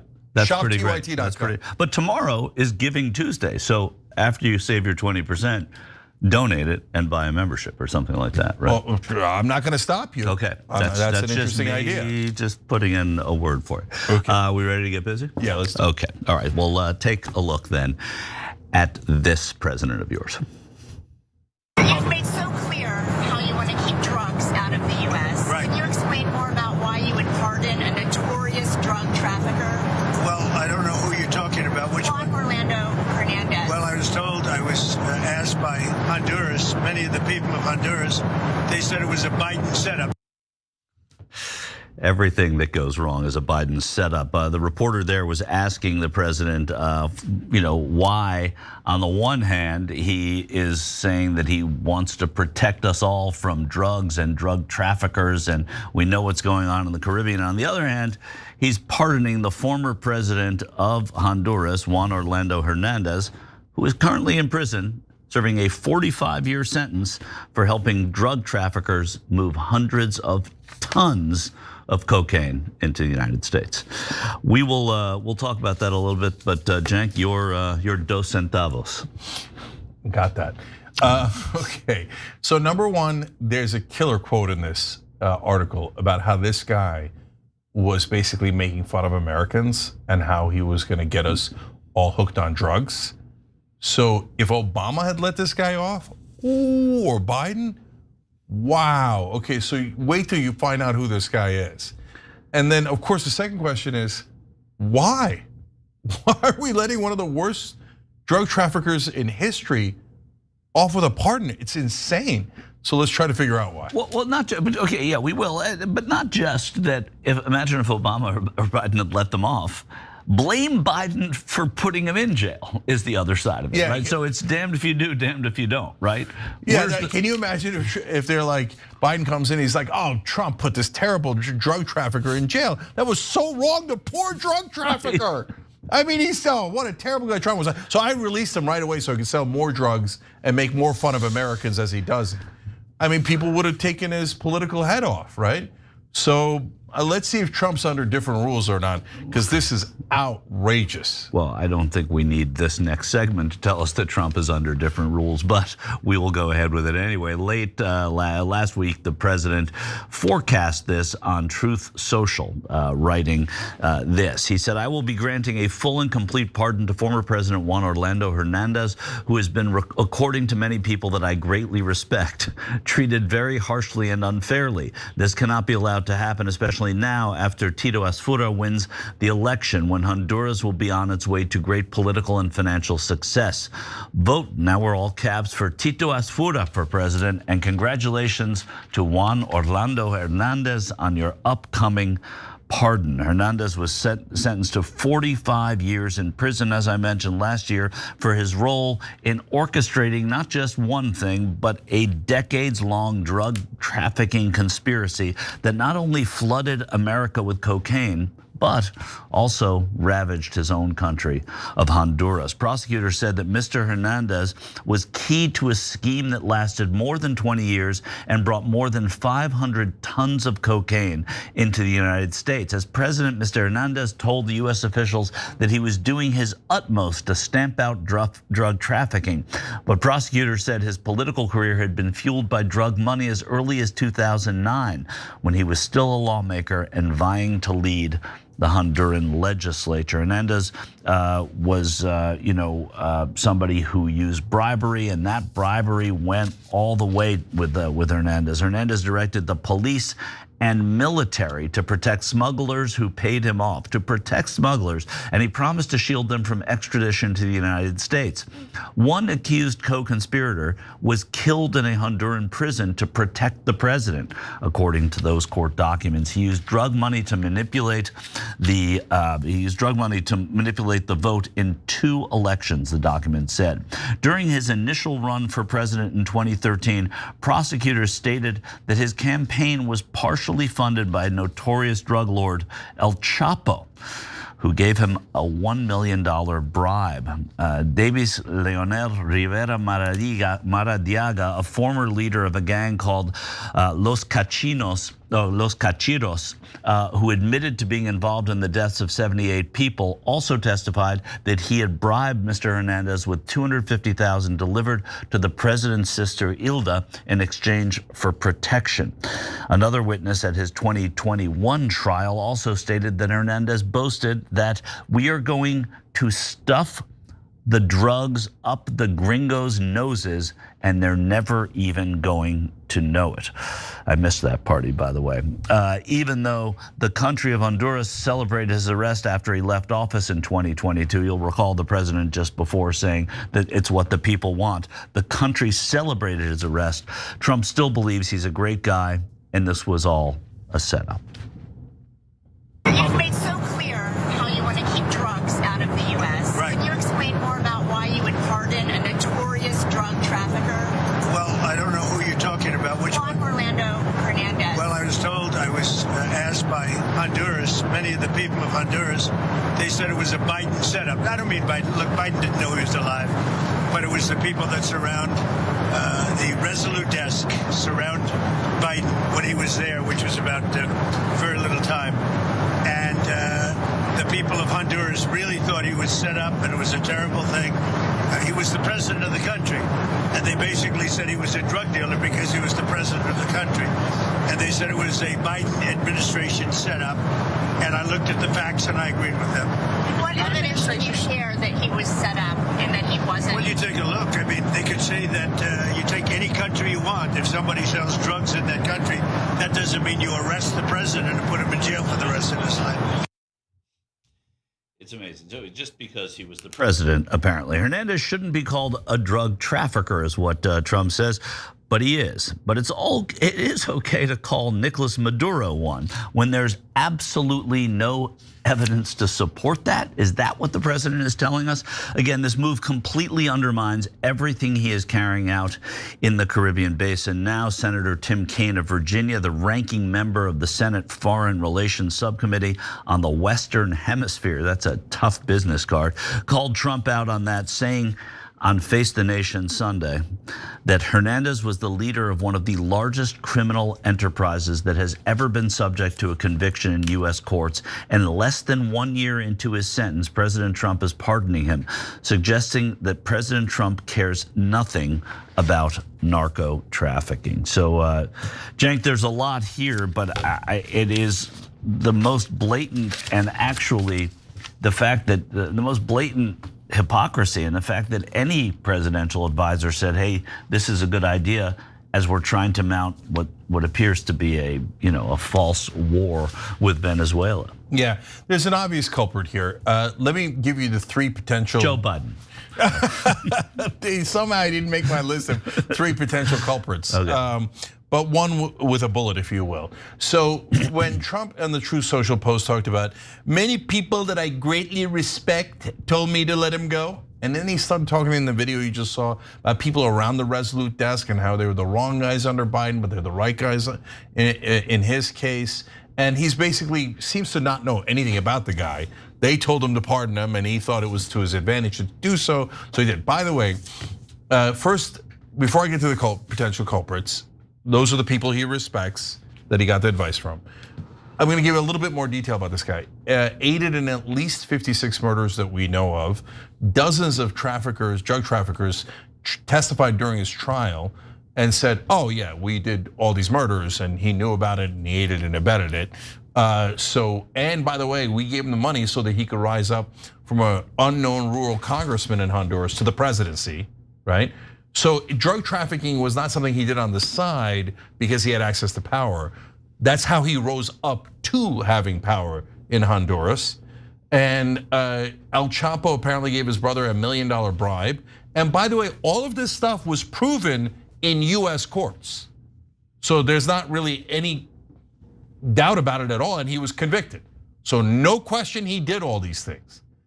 By the way, whoever the people were that advised them, they might want him back in power because there's a ruling in Honduras that says he could run again. So now he might be like out of a 45-year prison sentence for being one of the worst drug traffickers in our lifetime, and back to running a country. Okay, so who might have put him up to this? So number one is potentially donors, right? So that's who Trump usually does favors for. Oh, why are we going to potentially war with Venezuela when they do the least drug trafficking, right? Because of oil companies, and oil companies were huge donors to Donald Trump. So that's culprit number one, but I don't think the most likely. Culprit number two is, well, I gotta tell you this fact. Apparently Hernandez moved Honduras's embassy from Tel Aviv to Jerusalem. And that was very, very well received in power circles in Washington. Okay, so that's of course what Israel wants. They're very happy with it. So maybe they did a whispering, oh, nah, you know, he's a terrible drug trafficker, but he did what Israel ordered him to do. So here we go, go ahead and pardon him. By the way, it's not like Israel hasn't asked for pardons for people who have betrayed us and gotten it. Jonathan Pollard, right? One of the worst spies in American history. And by the way, that the kind of pardon was Obama and Trump, which allowed him to return to Israel. Okay, but I think that those are two less likely choices. I think the most likely choice is the CIA. Because has the CIA worked with foreign leaders who might be dealing drugs? Of course, we know that for a fact. They used to work with Noriega, then they turned on Noriega. And so now they used to work with her. My guess is they used to work with Hernandez. Then once he lost power, they didn't need him anymore, and they knew what a terrible guy he was. So they turned on him, and that might be the guys around the Resolute desk that told Biden, hey, you know what? He's a terrible guy. I mean, we used him all we could. Now let's throw him in jail. And Trump thinks, oh, you can't do that. Now new CIA guys come in and go, no. We can put him back in charge. Deal all the drugs we want, kill everybody we want, as long as we get whatever we want. And I don't know what we want from Honduras. But in my experience, in my lifetime, the CIA has never justified its existence. It has been a horrendous cancer in this country that has served corporations and foreign interests and almost never served the American people. So I don't know what the dirty CIA is up to, but apparently they like this disgusting creep is my best guess. Now you know the facts about him. You know my guess is. What's your guess? My guess is that it's a combination. I don't know enough as to what the motivations for the CIA would be. I'm not disagreeing.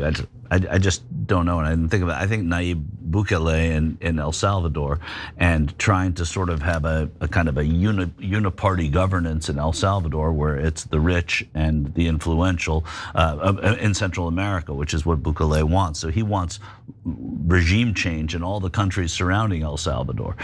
So I think that it's probably partly to do with that, I suspect, and also, I think it falls under, and we'll talk about this in the next story on Alina Habba. I think it also falls under this idea that undoing everything that the previous administration did is still job number one for this president, and it happens at every turn. Now, I'm not saying that this is exactly that, or that there's motivation for doing it just on that basis, but it is consistent, and they do it all the time, and it is so hypocritical. The other thing is, when I was down in Honduras doing an immigration story in 2021, I guess, one of the people I was interviewing who was upset that with America's position on immigration, it's like, why do you guys care so much if some Hondurans come across when our government has been sending cocaine across and nobody does a damn thing about it? All you care about are the people because they look different.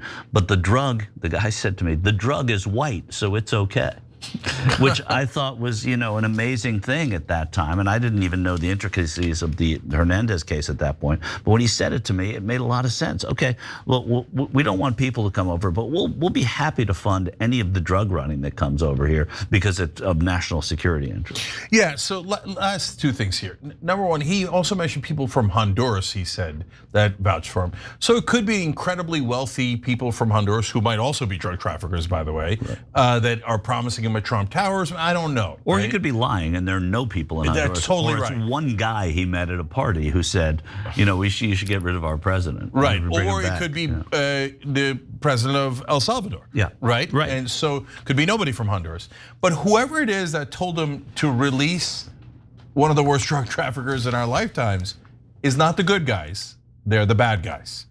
Whether it's some rando rich person in Honduras, or it's a foreign government like El Salvador or whoever, or it's the CIA. Whoever said let him go is definitively the bad guys. And so my last question then becomes, okay, the base has turned on him on Epstein, they've turned on him on Israel, they've turned on him on a number of things, okay? And on inflation, which is probably the most important out of those three.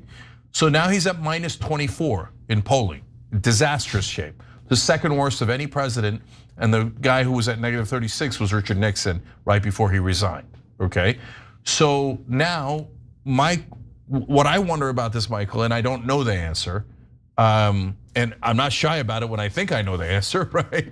So, but here I don't know if his base looks at this and goes, "Attaboy, way to let that drug trafficker go." And him talking about how Americans are so stupid, we're not even gonna notice it when he shoves the drugs up our nose and kills our family members. Yay, Mr. Trump, President Trump. Or are they gonna be like, wait, what the hell is this? Right. Especially because, and I don't say this tongue in cheek, his last name's Hernandez. And so many people in his base think that everybody with the last name Hernandez either shouldn't be here or should be in jail. So even if you take the details of it out, it's the kind of thing that I agree with you, Cenk, goes at the gut of what his base is, and his base is gonna say, what the hell is this? You know, this is, and you're starting to hear it. I mean, you're starting to hear it among congressional Republicans who are now emboldened by the lame duckness of this president as early as it is.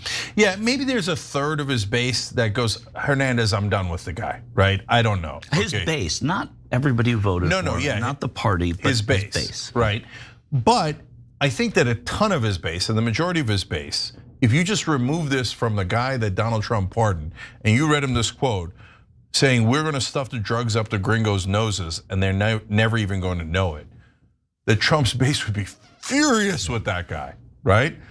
And they should be, and that's the guy Trump just pardoned. So what happens when those two things clash? I like President Trump, but he did something that infuriates me.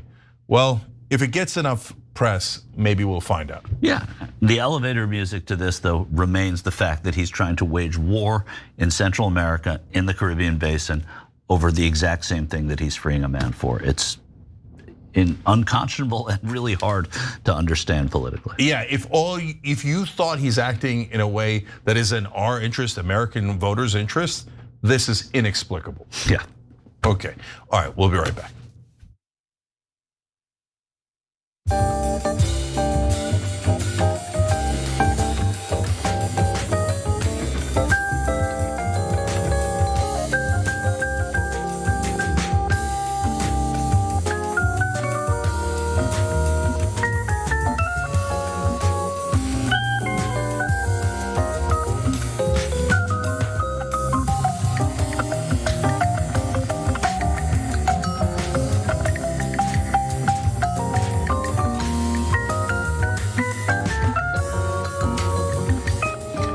Okay, first off on Super Chat, referring back to the Kash Patel story and how other countries don't want to share intelligence with us, saying, Clody3241 says, limiting intelligence sharing is not unlikely, it's already happening. UK, Netherlands are already limiting information being shared with US intelligence agencies, especially due to boats and Venezuela. Yeah, good point. There's a lot of folks who are worried about that, and they're like, well, if we give them any kind of information, they're gonna do something wildly illegal with it. So we don't want to give it to them. And I mean, we're becoming a rogue nation, and it's crazy. Octosquiddies on Twitch says, yeah, what would be the incentive for the CIA? It's not like they've ever trafficked drugs, weapons, or done other illegal actions unilaterally without any oversight. Wait. Exactly. I don't know. Tech Nauseated says, man, he would be besties with bin Laden if he was still alive. You think like, oh no, of course not, don't be, that's outrageous. Unless bin Laden offered him a Trump Tower. Right. And a plane, and a cute little tank, and a pager, I don't know, but okay. That's just, all right, anyways, I'll leave that alone. Let's assume he wouldn't have, okay? Go to tyt.com. Members, Wang Jun says, I guess Don Jr. finally got through to him. That's funny, Wang Jun. See, there's the answer to who put him up to this. Okay. Sometimes when you guys write in, I go, damn, I wish I said that, right? So that's why I love doing the show with you guys. All right, Don Dada Dragon says, I'm a documented immigrant and I served the US military honorably for 7 years. That's something less than 1% of US citizens can say. I was selected and awarded senior airman below the zone, an honor given to just 15% of eligible airmen. In just 3 years, I was awarded the rank of staff sergeant, E5. By the way, this all happened in Trump's first term. Serving this nation is my greatest accomplishment. Anyone who tells me I'm not American, especially after all I've personally sacrificed, can to me what Trump did to Bubba.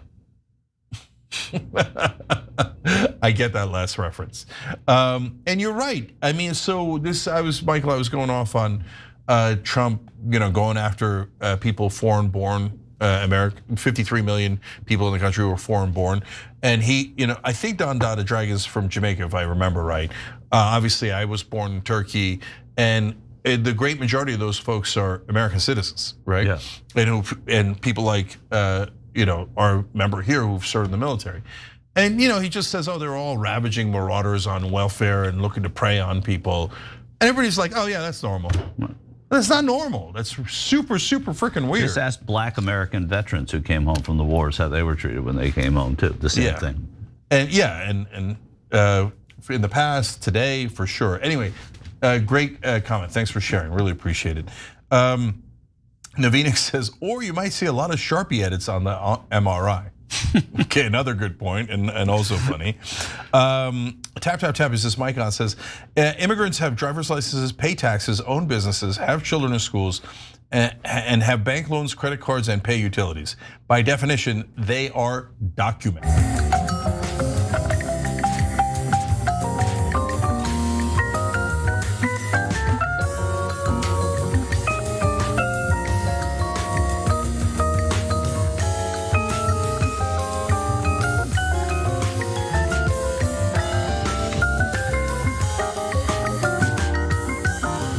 All right, back on TYT, Jake and Michael with you guys.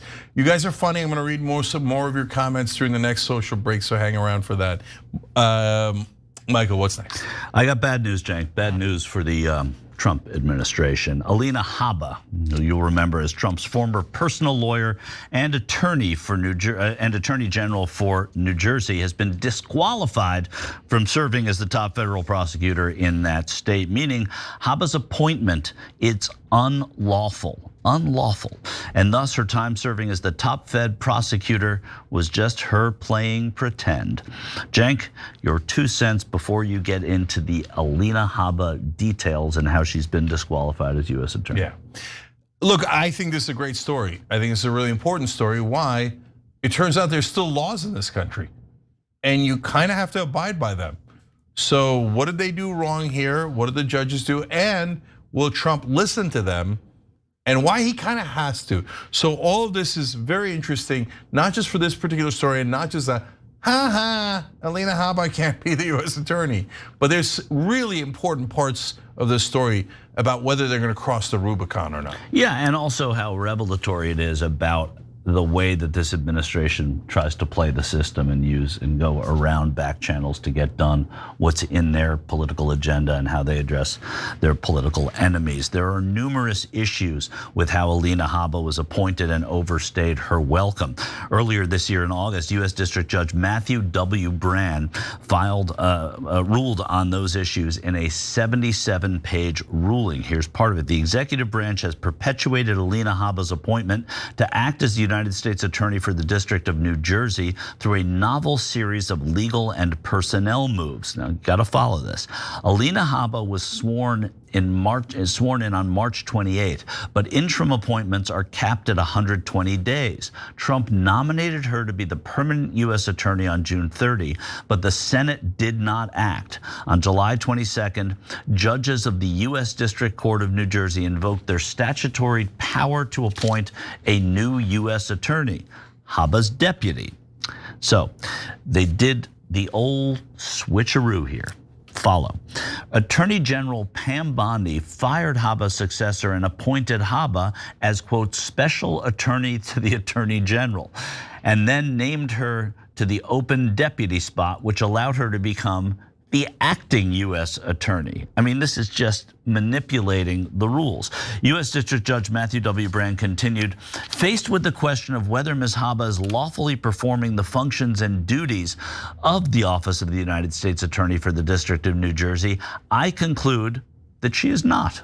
Habba is not currently qualified to exercise the functions and duties of the office in an acting capacity. She must be disqualified from participating in any ongoing cases. In fact, she was acting the whole time. That's the perfect title for her, acting U.S. attorney, because she was really doing a performative piece. Today's ruling comes from a unanimous decision, important, by the 3rd District Court of Appeals. The decision stemmed from motions of 3 criminal defendants who had Habba illegally overseeing their cases. Abby Lowell, Jerry Cravatin, and Norm Eisen. Abby Lowell, these are all political if you look at them. Abby Lowell was on, has represented Lisa Cook most recently on the FCC board. Norm Eisen was one of the lawyers involved in the impeachment, the first impeachment of Trump. Jerry Cravatin is an immigration attorney. Abby Lowell has in his past also represented Ivanka Trump and Jared Kushner, among many, many others. A judge did not dismiss their cases, but agreed Habba should be disqualified. Habba's appointment also violated the Federal Vacancies Reform Act. The Vacancies Act stipulates that unless a covered acting officer is serving in compliance with the law, any attempt to perform the functions and duties of that office will have no force or effect. Let me just repeat that. Any attempt to perform the functions and duties of that office will have no force or effect. Non-compliant actions are void and may not be ratified. This is not the only unlawful appointee. You'll remember, you don't have to think back far, late last week, a federal judge dismissed the cases against James Comey and Letitia James because Lindsay Halligan was also unlawfully appointed to the position of interim U.S. attorney for the Eastern District of Virginia. Department of Justice has stated they plan to appeal those rulings, and that's not a surprise. But Cenk, this is one attorney per week. We're up to 2 straight weeks. Yeah.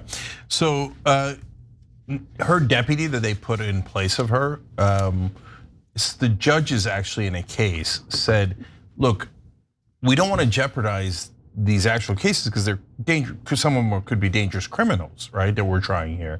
So we're going to put her deputy in charge of the case and in charge of the department because she's there illegally, right?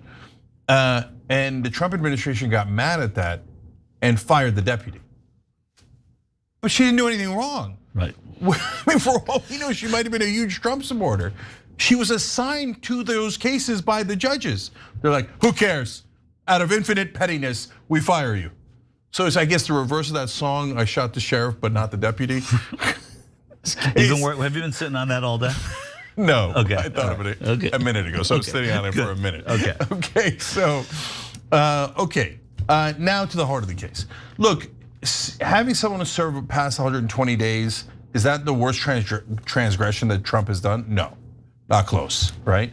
So, on the other hand, it could jeopardize the cases, including criminal cases, so it's not a great idea either. But that's not the heart of the story. I'm not like, oh my God, Alina Habba was in there on day 123 and the country fell apart. No, the country didn't fall apart, right? But the heart of the case is about, are we going to follow the law or not? There is a law, you can't go past 120 days. You have, by the way, you can solve all this, just get her confirmed, right?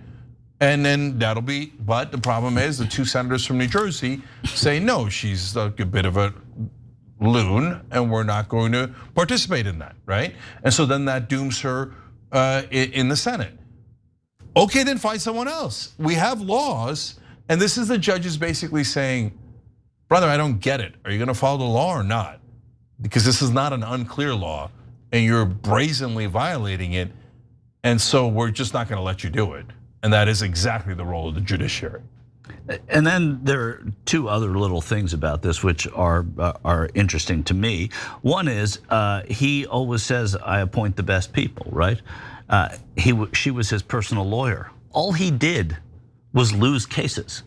Everything that happened with him in a courtroom in New York and elsewhere, he lost. And so why do you want this person working for you, A?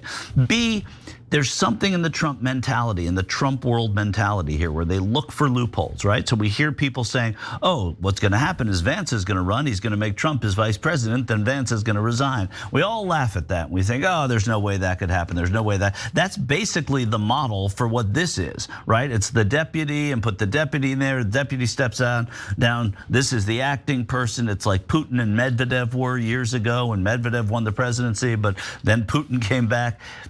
Again, I'm not drawing a straight line, but I'm certainly saying that this is the way their manipulative minds think and the way they want to play the system. And clearly they do play the system because they don't abide by the laws of the country. Yeah, and last thing I'll say is, yeah, I don't mind you fudging things a little bit, playing around, using all the loopholes you can, as long as it's legal. Right? So for example, whether it's Trump or the Democrats, if they say, hey, you know what, here's a rule I'm using to fire the parliamentarian so I can get this bill passed, as long as you're still within the bounds of the law, I actually would probably push the envelope to get our agenda done, okay?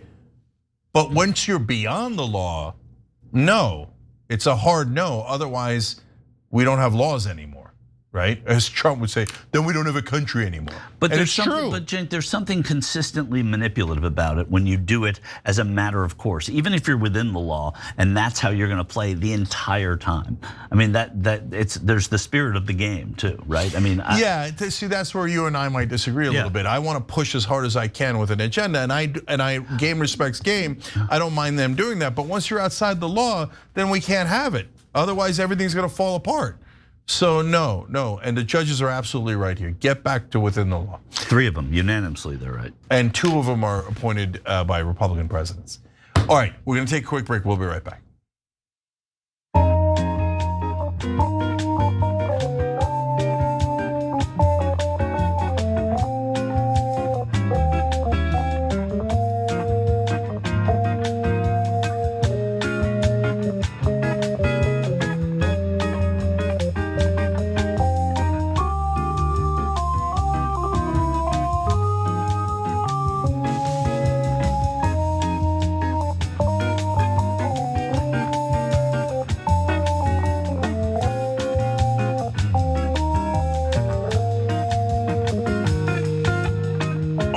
During the break here, Asimov's Prophet with a nice shout out for Bart. He says, Bart, you're a suave mofo. Correctamundo.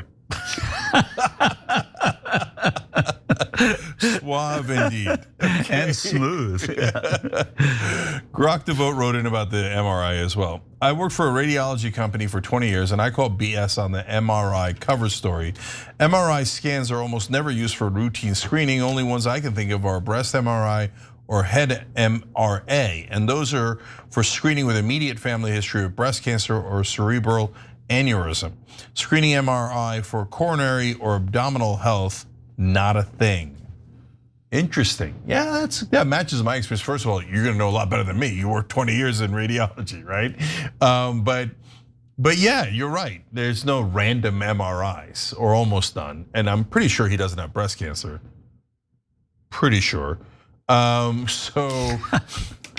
Okay, so yeah, it's strange. Trump has had some health issues that are strange that they're definitely not talking about. Maybe I dismissed that a little too quickly because they were so like, we're releasing him like crazy, no problem. Maybe you guys are right. It's going to come with like a Sharpie and. Well, no president has ever been healthier. They've never been a president this healthy. So I don't know why you're even bothering with it. Yeah, and his heart is like 112 years younger than him. Yeah. They literally said his heart is like 14 years younger, putting aside the hyperbole, right? Maybe that's possible. That was not impossible, right? It just means like health-wise, right? And he is a survivor. You got to give him that. So, all right, anyways, let's go to Twitch. Microgram says the funniest part is Trump still doesn't know what the MRI was for. Yeah, isn't that funny? Like he either knows and he's lying, which is probably the reality, but there's some chance he doesn't even know. It's like, okay, I take the best MRIs. It's gonna be perfect. Let's do it. Like, don't tell him why. Don't tell him why. I just do it. Okay, possible. Micrograms also wrote in Trump projecting especially hard in that Thanksgiving rant. Yeah, I hear you on that, about criminals, etc. Octo Squiddy says Trump doesn't know the difference between seeking asylum and an asylum. I think that is actually true. We've talked about that many times. The reason he keeps saying Venezuela and all these countries, they're releasing their prisoners and their mental asylums into our country. Because he hears asylum hearing and he thinks it might be people from mental asylums that came here. That's our president. Okay. TD Kaggle says the MRI, a big one with tears in its eyes, said, "Sir, your brain is perfect for a king, a mad one. It was just magnanimously perfect." And he's like, "See, I knew it. I knew it. It was perfect." So that's a little bit more likely. A Red Rocket says, reporting from downtown Minnesota, everything is fine and covered in 4 inches of snow. So apparently there's not big Somali predators waiting to prey on the people of Minnesota because they were born somewhere else. And of course he said racist things about Ilhan Omar and no one cares. Right. Okay, we'll be back. I love cows.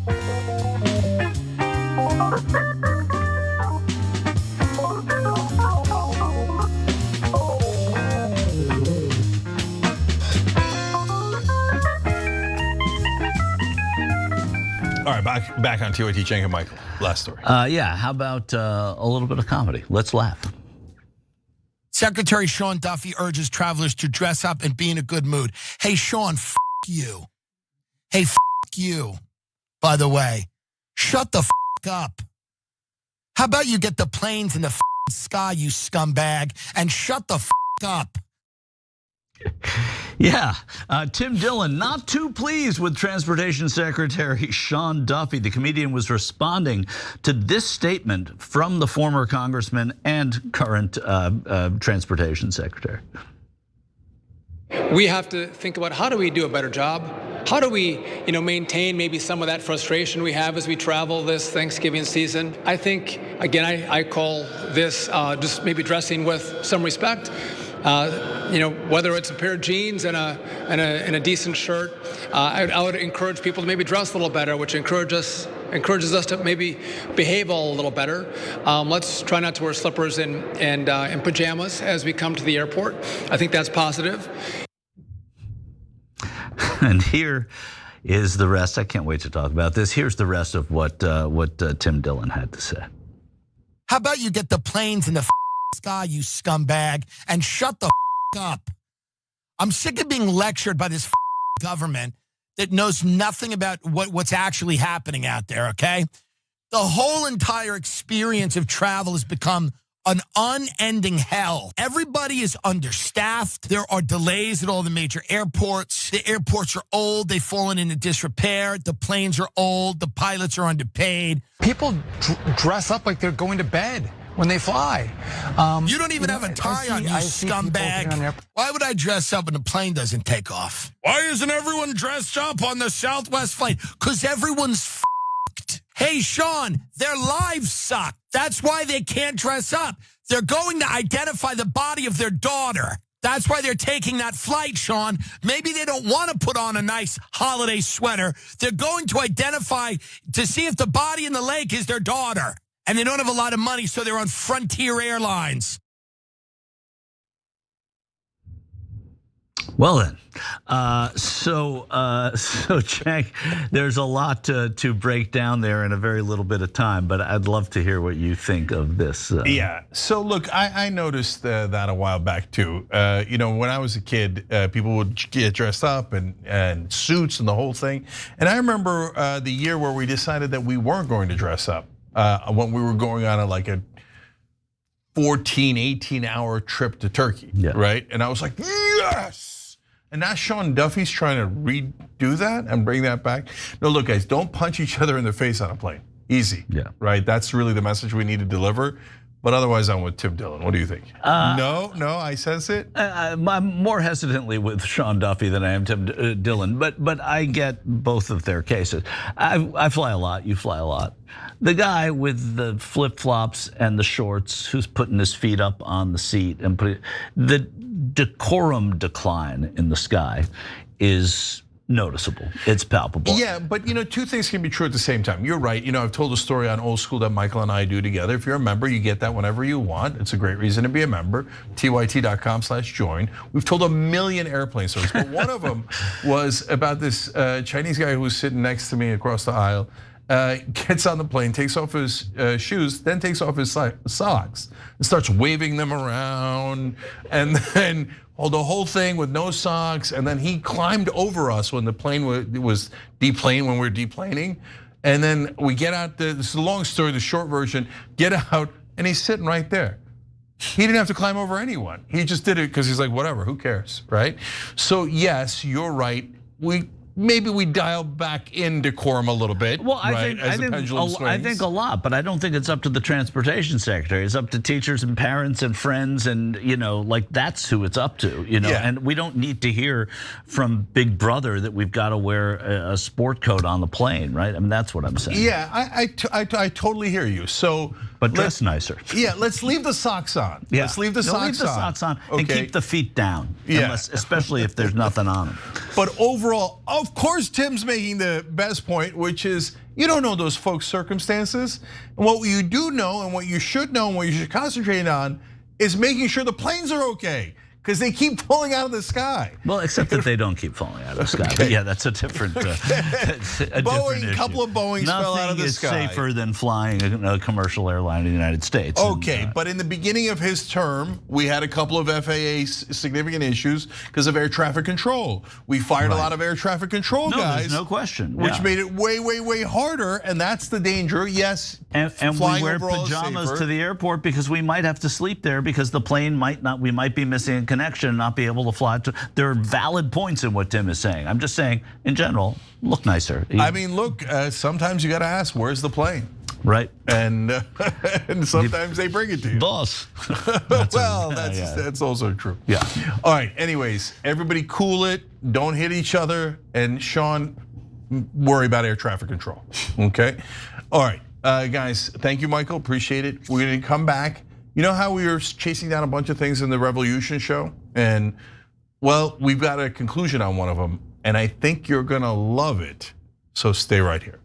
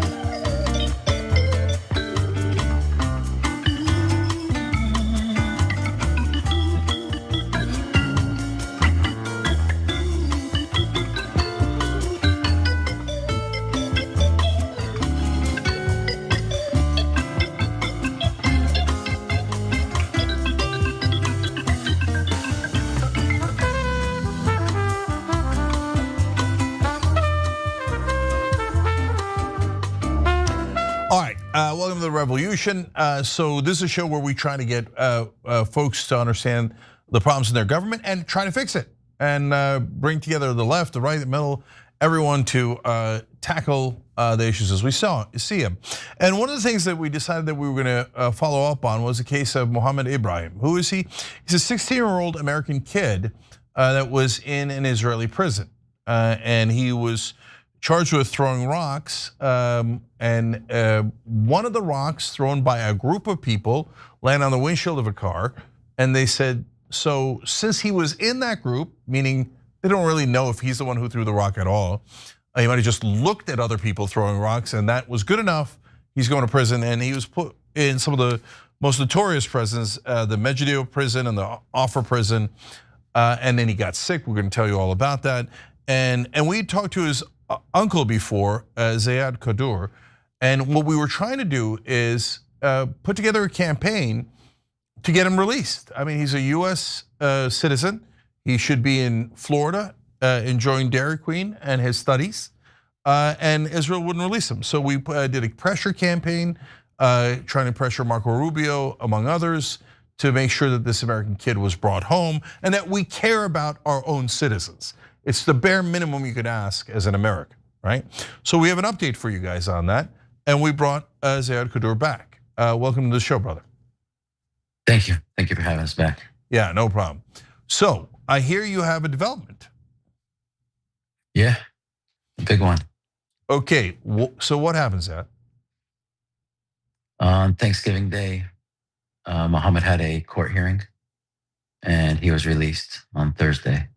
Oh, that's amazing. Okay, so he's back with his family. Look at that, a little bit of pressure, and all of a sudden we got a result. Okay, that's amazing. Okay, so first, where was he released to? He was released to his father. His father was waiting outside of the Ofer prison. Okay. There was a bond that we had to post, and it was a guilty plea, and in exchange for a suspended sentencing. Interesting. All right, so we have video of his dad waiting for him. Let's show that to the folks at home.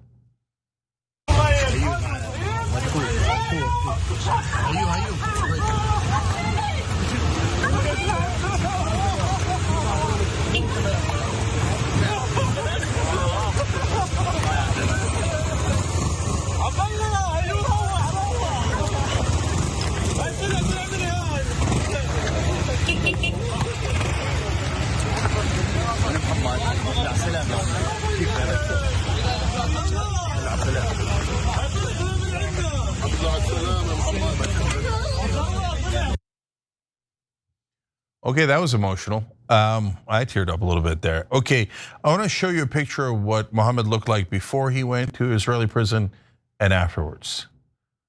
Okay, so he lost a lot of weight. And Zeyad, he also developed scabies, right? Yes. So I had to look that up. Was that like, it felt like it was something that pirates got back in the day, but it's a rash you get when mites get under your skin. So he was not in good shape in these prisons, was he? No, we knew that. We knew that from the U.S. Embassy updates that, the first update was massive weight loss.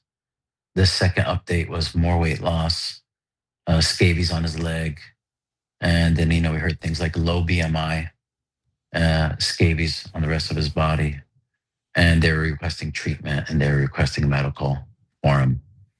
And the IPS was telling the U.S. Embassy that he's being monitored and he's giving medicine as needed. Okay, and so he's now in the occupied territories, right? Is he? Yeah, he's in the Ramallah area. Yeah, so that's the West Bank. So is he planning to come back home to Florida? Yeah. So the first thing we did, we took him to the hospital. We got him some IVs.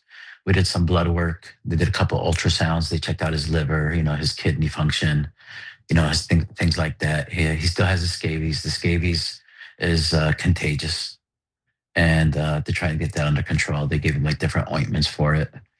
We're getting his hydration back, feeding him slowly. He can't eat too many solids yet. He has to be slowly back introduced to those things like that. His stomach is, shrunken. His vitamin D was very low. He was very pale. His eyes are, sunken in with those dark circles around him and things like that. He's got skin boils and the scabies, that are obvious. It's been 9.5 months of, kind of what you can imagine it's been like. Yeah. One of those prisons. No. I want to put the picture back up because I want people to see the difference. Because when he went in, he looks like the most normal kid you've ever seen, right? I think he was around 15 years old at the time. Yeah. When he comes back, he looks like a survivor of a camp, if we're being honest. You're right. It's the sunken eyes, the black around the eyes, the extreme weight loss. And so look at the nose, even the nose, because his cheeks are completely gone. It looks like he has a bigger nose. But if you see before, the picture before is just a few weeks before he traveled back overseas. So, you're talking about end of January to Thanksgiving. So Zeyad, if he doesn't plead guilty, there's no way they're going to let him out, is my sense of it from the outside. What's your sense of that plea? And then after that, most importantly, why do you think the Israelis finally let him go? First guess, I would say, media, social media pressure, major news networks. Were calling and doing stories and reaching out to the Israelis for their side of the story. It's fact that their side of the story didn't match what the U.S. Embassy was telling us. So, there was contradictions in what we were hearing from the Israeli authorities and, as Americans and, us advocating for him and going to our government and going to our embassy and to our politicians to help. It's not really our place to believe what the Israelis were telling us. We'll believe what our government is telling us, the Americans. And if there whatever contradictions there are, we didn't see Muhammad for 9.5 months. We don't know what his side of the story is. So, we'll go with what the U.S. Embassy tells us. And, the two best friends can kind of figure out who's telling the other a lie. Yeah, so tell us about the contradictions between what the U.S. Embassy was saying and what the Israelis were saying. So the Israelis were telling our officials in Washington that his BMI is closely monitored, that he sees doctors, that his scabies have been addressed, that he's given medication when needed, and that he's basically fine. We heard things like they said he confessed and he's guilty. This is not a political thing. I think the statement from the Prime Minister's office, this is not political, this is a serious crime. They used words like intention to harm. And, he's a 15-year-old, he's a juvenile. There's Israeli law, where you don't blindfold kids and take them zip tied at gunpoint. There's also Geneva Code, there's UN international law. And, last but not least, there's US, international and US juvenile law that, that they should have respected and followed, especially since, America's your greatest ally and you're the only democracy in the Middle East and things like that. To me, it seems like the main reason he was able to get out of that Israeli prison, which is, look, a lot of those prisons, honestly, are hellholes. And they both physically, and that's why you lose all that weight and you get the diseases, but also legally, they basically kidnap Palestinians all the time and hold them without charges for sometimes years at a time. So there's not the same rule of law we expect here in America. That doesn't apply to the occupied territories where the occupying force can almost do anything they want to the local population and often do. So the military, it's a military prison with a military judge and prosecutor and military style interrogation. But you're also talking about a juvenile, a minor, an American who is a civilian. So, you go from civilian to military prison, and you're talking about a conviction rate of 99.7%. So your chances of you being innocent, since this place is establishment, is 99.7% that you're going away for a while. Yeah, so it's a kangaroo court when the conviction rate is 99.7%. That means they're not really looking at the evidence. They don't care what's true at all. You're a Palestinian, they're gonna lock you up. They don't care. It's leverage. They can keep a whole bunch of hostages. So if Hamas takes 20 hostages or however many they take, 200, etc., and at the end you got 20 left, oh, we'll exchange them for 2,000 of our own hostages. Well, why did you take those hostages? We don't care. We're a lawless, occupying force. We can do anything we want. So every once in a while, we'll just grab Palestinians. So Zeyad, them grabbing innocent Palestinians is pretty normal. Them doing it to minors is very normal, unfortunately. Not following the law, kangaroo courts, indefinite detentions, all very normal for the occupation forces in the West Bank. Okay, what's different about this, and by the way, they've murdered 9 Americans, either settlers or the IDF, since October 7th, or since 2022, so in the last 3 years. And we've got no accountability. Our government going, yeah, of course, it's Israel. They're allowed to murder Americans, who cares? No accountability at all, right? His first cousin is one of those Americans that were murdered. Yeah. He didn't know until he got out. See, so they just kill Americans, no accountability. What's remarkable about this case is that we got a little bit of accountability and we got an American kid out of an Israeli gulag. That's like nearly miraculous. So what do you think made the difference in this case? God knows best. That's who we think, that's where the credit goes to. If anybody else wants to take credit for it, tell them to think twice. Don't pat yourself on the back for a minor or a juvenile to come out looking like that 9.5 months later.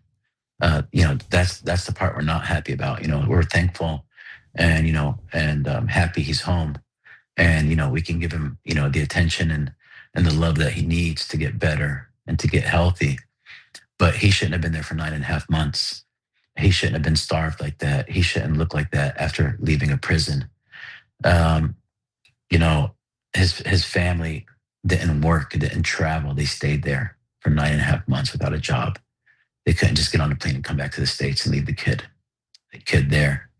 But more importantly, we had people in Congress out of, I think, the House and the Senate. It's like, 550 some,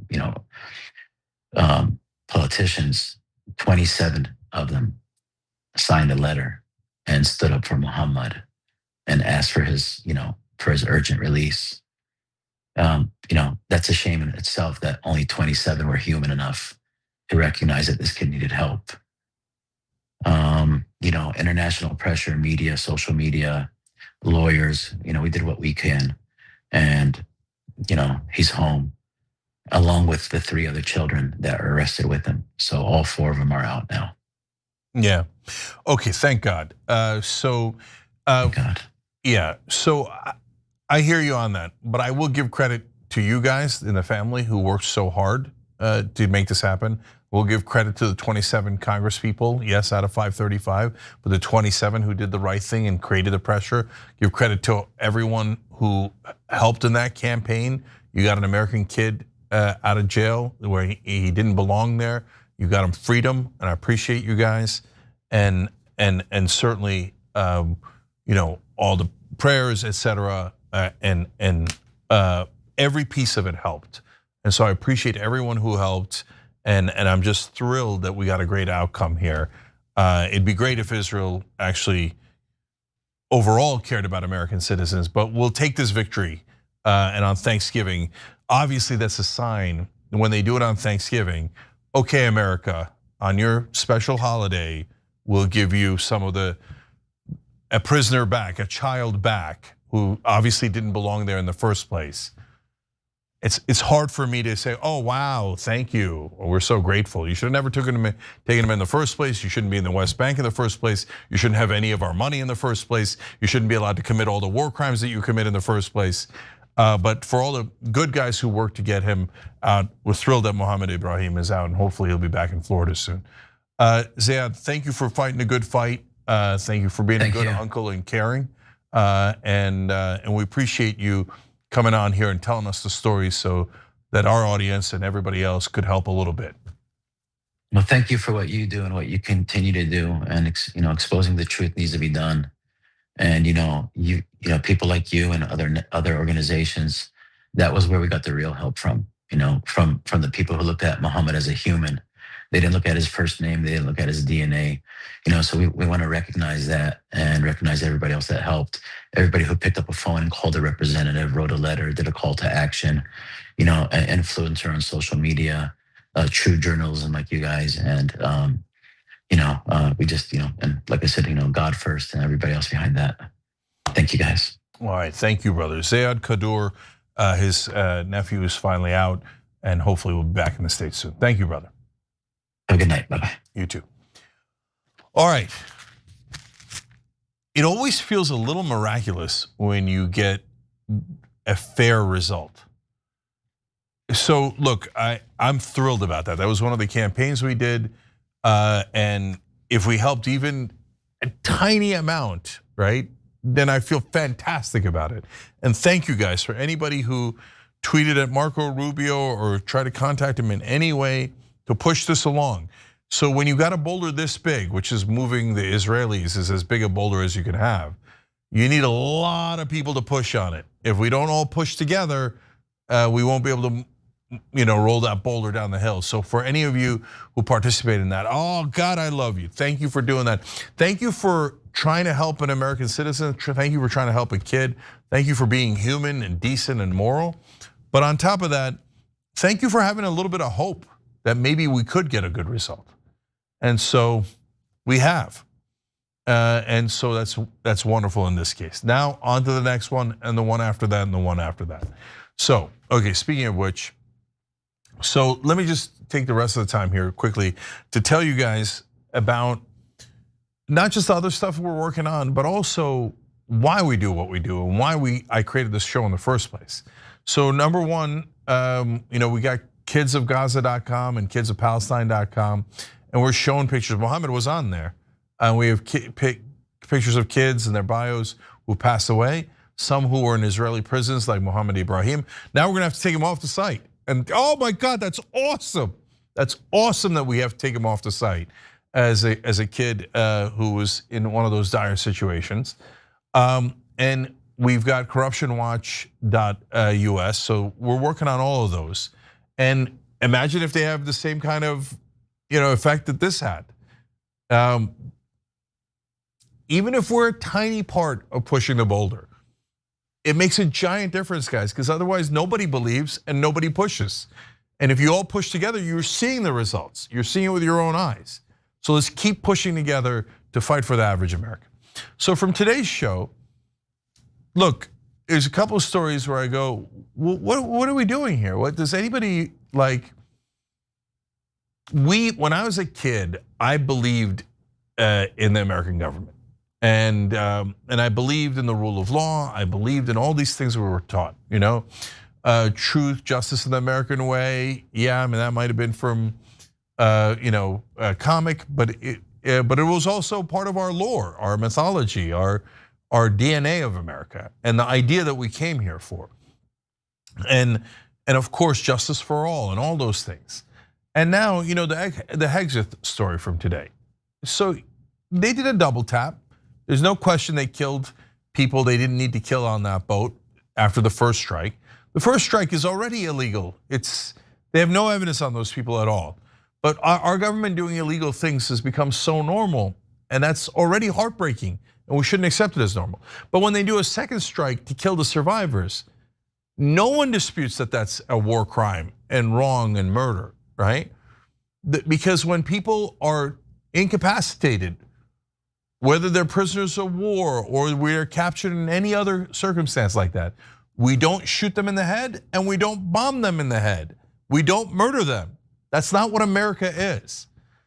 So, but as I said earlier in the Young Turks episode, when Republicans were calling for accountability for whoever gave the order all the way up to Hegseth, I was like, no.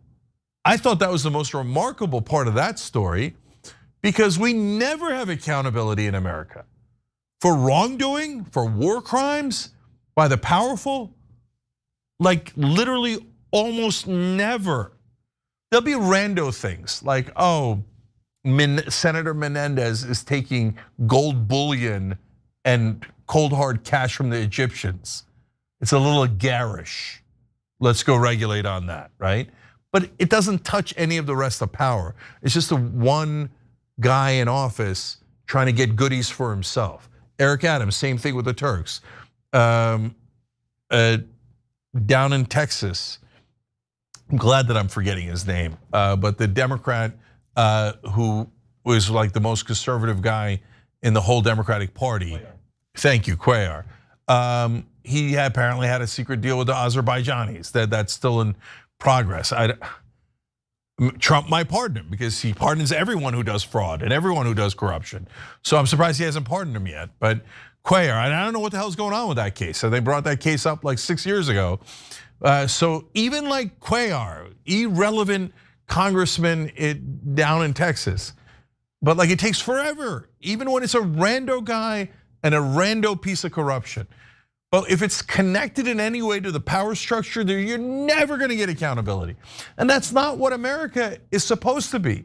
America is supposed to be a rule of law and order, and all these things we cared about, the Constitution and everyone being treated the same.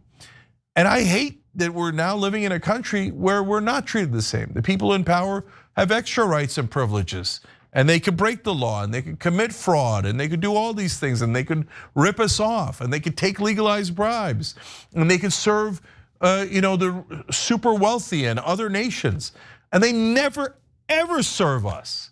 So that's why I'm so frustrated. That's why we're doing this show. That's why I'm saying, look, put everything aside, man. Okay, your views on all these different issues, they matter, sure, right? Of course, we care about the social issues. And I'm happy to go back at each other's throats about that at a later time, okay? But right now, can we get our government back so we follow the rule of law, so we don't commit war crimes left and right? And as I said in the show, I mean, you don't talk about war crimes, connected to stories. Hegseth does that, but Israel's done dozens of double taps. Israel has snipers that, according to American doctors that come back, shoot kids on a regular basis in the head and the chest. Snipers murdering children, some of them under the age of 5. And we're like, oh, bravo, nice job. For accountability, hell no, we're gonna go in the opposite direction. We're gonna give you a $31 billion gift for all your war crimes, all your murder. We want the American taxpayers to pay for it. Do the American taxpayers want to pay for that? Hell no, hell no. Now the right wing is screaming no, the left wing is screaming no, every wing is screaming no. And the American government goes, shut up, you didn't bribe us. Israel bribed us, we serve Israel. We serve ExxonMobil, we serve Pfizer, we serve Johnson & Johnson, Lockheed Martin, Raytheon. All of our scum politicians bow down to their actual lords, the people who rule over them and hence rule over us.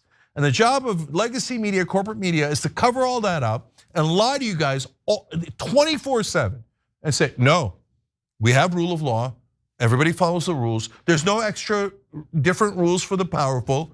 No, there's no donors. Yeah, they exist, but they have no influence. Very tiny little influence. Maybe a politician will pick up the phone and listen to a donor, but otherwise, no. They're liars, they're gigantic liars. All of our politicians only care about the donors. They serve them 100% of the time. The rest of us, we're out here, we think we live in a democracy, but we don't. A corporate donor could overrule you, and by the way, all the way up to your life, anytime they want. We're the only developed nation left on earth that doesn't have public health insurance. Why don't we have it? Because private health insurance pays off all of our congressmen. Because we have privatized health insurance, over 70,000 American citizens die every year because they don't have insurance. And our politicians go, who cares? Let the Americans die. I got a check from a health insurance company. Oh, United Health gave me money. So 60,000 Americans are gonna die, 40,000 Americans are gonna die. Who cares? My donors want them to die. So they're gonna die because I'm gonna take that bribe. The Supreme Court made it legal. Ha ha, I'm never gonna serve you. Well, I'm sick of it. I'm absolutely sick of it, and the whole country's sick of it. Look, you think look like we're finally getting to what I'm calling the Great Awakening, right? When people realize, oh, these guys are monumentally full of crap. They don't care about the voters at all. This isn't a democracy. And I've told you guys this a million times. I have it in my book, Justice is Coming. They did a study of 2,000 bills over 20 years, professor from Princeton and Northwestern. They found out that the bottom 90% of Americans, that's 9 out of 10 American citizens, have zero effect on the law, on policy. Zero, nothing. So 9 out of 10 Americans, you don't count at all. Politicians look at you and they laugh at you. They go, who cares? And look at what Trump just did. He pardoned one of the worst drug traffickers in the history of humanity. The former president of Honduras, random rural congressman who helped the drug traffickers and they elevated him to the presidency. We gave him 45 years, proved beyond a shadow of a doubt that he was a colossal drug trafficker. Trump, for whatever reason, because of something dirty that the CIA wants, or something dirty that a donor wants, or something, was like, oh yeah, drug traffickers, just murdering Americans, talking about how they're gonna shove the coke up gringos' noses, and gringos not even gonna know about it. And Trump's like, bravo, way to screw over Americans.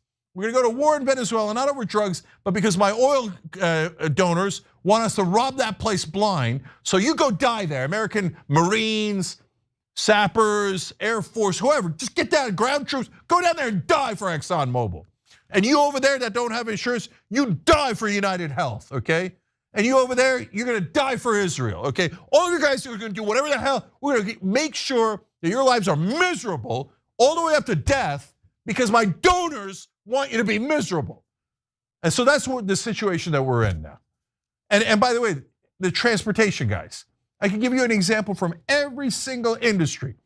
So the Biden administration comes in, Pete Buttigieg is the head of transportation, and there's giant train crashes and planes fall out of the sky.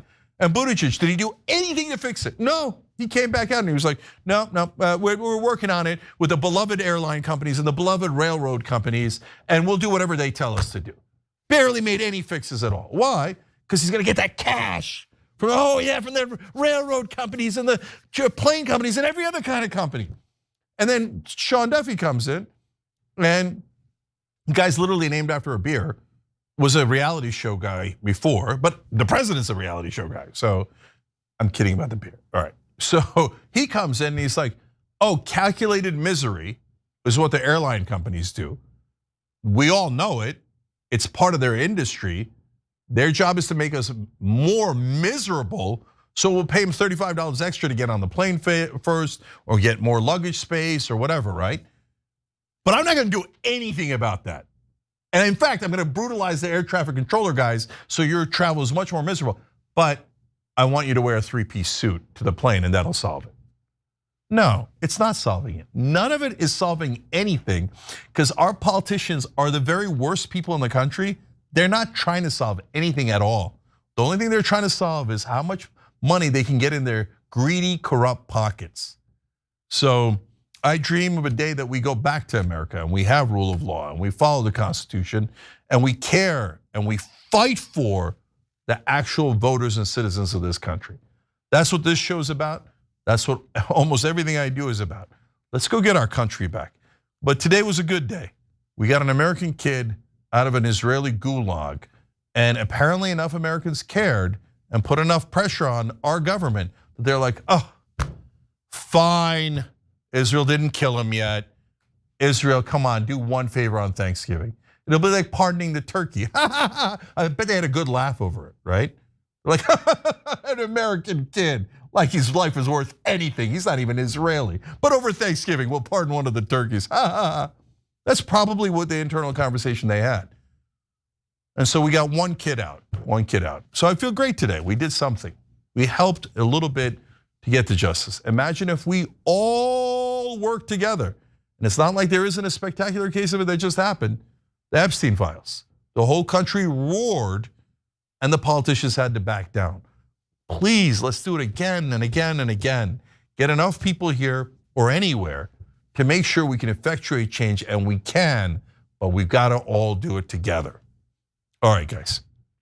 So at the end of these, I do a bonus episode for you guys where I tell you story time having nothing to do with any of this, just general fun stories from life.